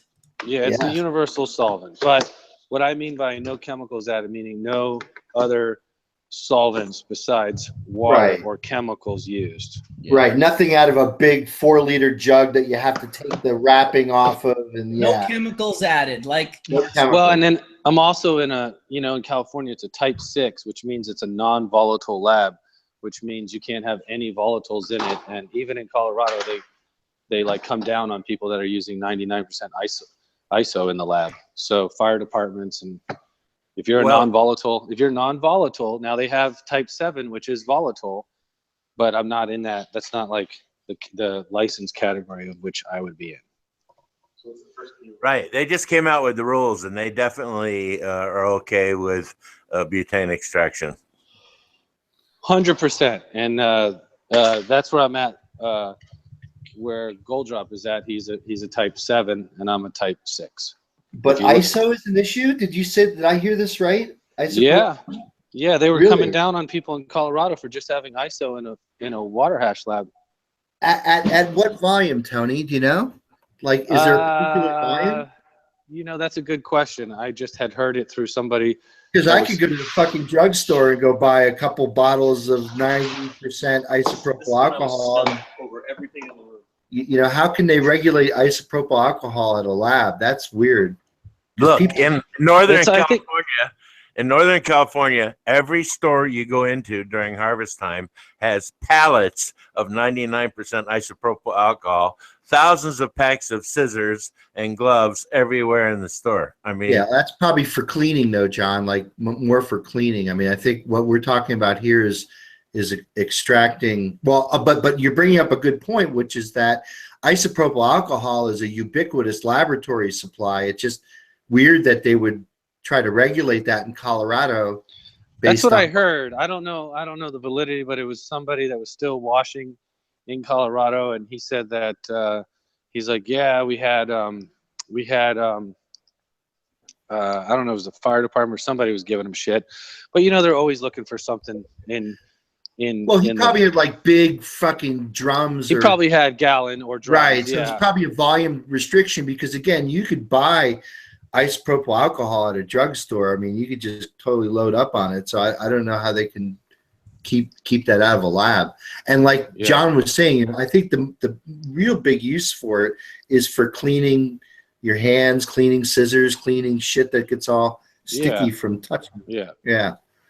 well, there's a bunch of people who, like at a big grow, they started noticing that at the end of the day, after you've cleaned 50 pairs of scissors, that there's something in the bottom of the alcohol jar that looks yellow and golden. And when they dried it out, wow. Well, I would just take a little bit of alcohol on the end of a towel or a wipe and then just wipe off my hands and throw it in the trash. I mean, I'm just saying that when you're handling shit all the time in the lab, you need some way of, defunctifying or, when you have that sticky shit everywhere. Isopropyl alcohol is a safe, common solvent that's used to de-stickify all your shit, right? Yeah, but as somebody just pointed out in the chat, if you use isopropyl alcohol to clean your stuff and your equipment, you're no longer solventless. Oh, damn it. Fuck. Hey, I'd like to interrupt for a moment to congratulate the French for electing Macron by a landslide of 65%. He's also pro-cannabis, so hopefully we'll see some change in France. Le Pen got her ass handed to her. So. He was pro-cannabis before the election. Let's see what he is now. He's just released the statement. I'll read it now. I'm going to be going after all cannabis users harder than France ever has in the history of France. I'm just joking, but fucked if it doesn't happen like that too often. Sacre bleu. Well, listen to our president. I don't know if you guys talked about that, but Congress said, okay, you're going to get zero money to go after the war on drugs as far as states that have passed cannabis laws, especially medical. Todd mentioned that. Yep. Oh yeah, and then he comes out. He ran on states' rights, hands off, all this shit. Then he says, "Well, we're going to figure out how to raise the money anyway because we still want to go after it." It's like, listen to the people. The people have voted. The people have spoken in each state. It's like that is your job. You don't get to just like imagine if Trump was like the judge of a cannabis competition and he didn't like the top 10. He'd just be like, well, I'm just going to change it around. It's like, he'd be saying fake buds. Fake trade. Damn it. Fake terms, fake buds. Yeah. Yep. No, exactly. Flippity floppity, as Guild Extract says in the chat. They flip, they flop. It's like a fish out of water. They just can't help themselves. But hopefully I think, though, in all honesty, greed is going to do them all in because the numbers coming out of all these legal states make them all drool. And that's the reality. I mean, if they tax us, they'll make way more money off us than they ever did policing us, locking us up, and fucking jacking us for our stuff. They just don't know how consistent our puffing is. No, our consistent puffing has made it to the point where we outnumber. I mean, coal jobs we outnumber 2-1 in the cannabis industry now. So the great American coal industry that used to be so touted for its numbers is now pales in comparison to what the cannabis producers are starting to do. And this is just with the current, with other regulations coming on board. It's just in other states coming on board. It's going to be one of the largest growing, and it already is one of the largest growing industries in the United States and in North America. So that trend is not going to stop now. Well, the thing to pay attention to is the approval rate is 72, which means we've only got 28% more to go, and we'll be over the fucking hump. It'll be 100%. Let's go for it. So somehow we've got to get to that last 28%, because buried deep within that group are a bunch of regulators and assholes who, who don't smoke. They smoke Cools, Salems, and cigars. They drink whiskey, so they don't want to hear about it. And they probably have money in the whiskey and pharmaceutical index. And so they don't want to hear about it doubly. The pharmaceutical people put a lot of money towards short stringing us on all of this. And they really downplay the stories where people got off of this or got off of that by using cannabis. The pharmaceutical industry is actually starting to put out ads trying to reverse that trend. And they're giving money to people who make ads to come up with that kind of stuff. They're trying to get back to the point in time where they showed a frying pan, popped an egg in it, and said, "This is drugs. This is your brain on drugs." Any questions? Can I add to that too? Pushing back this really restrictive healthcare in America, where pre-existing conditions will find it hard to get, treatment, is going to push more people towards what a lot of us have experienced, which is our own path of holistic healing and turning to cannabis as, what was once an alternative, now is becoming more and more an actual solution to many actual medical conditions. The more we experiment with it and the more we learn about it. So in one way, they taking healthcare away from some of the ones that are suffering the most, which are pre-existing conditions and low-income patients. They are actually creating a group of medical marijuana patients that are going to be demanding their rights even stronger and louder than ever before. Let's hope. France has definitely been one of those countries that have been pushed down in regards to the sort of fascist way they've looked at cannabis. It's I couldn't believe the first time I went there in the 80s, and it was like you could not have even then a little cannabis pin. So goes France, so goes Europe. That's the reality. So if you start to see that, you'll see a ripple without a doubt. No, so hopefully, he's the youngest prime minister of France. Mm-hmm.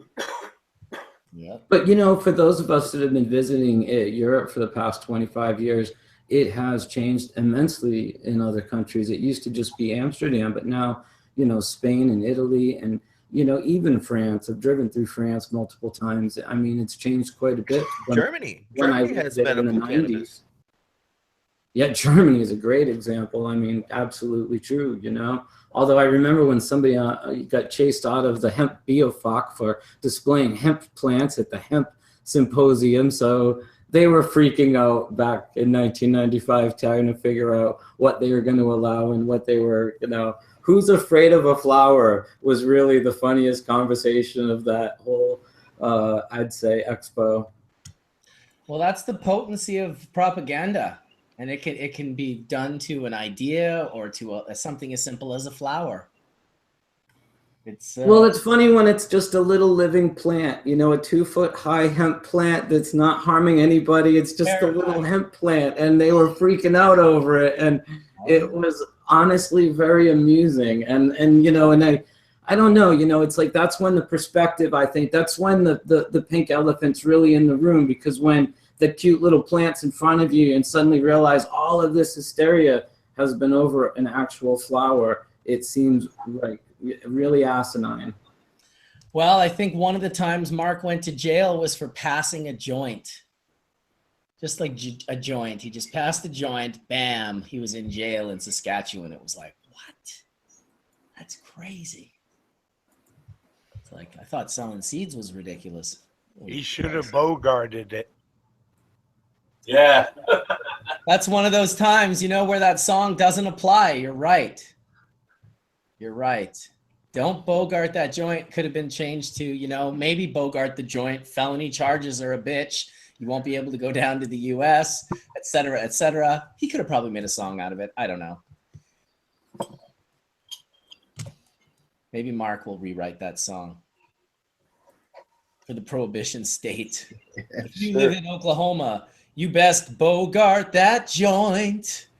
That's funny. We should see about getting and doing a grow show, seeing it's spring, because this is going to be such a huge season for California, considering their, 90% of their rain, their water capacity, and for the first time in, over 100 years, cannabis is legal again in this state.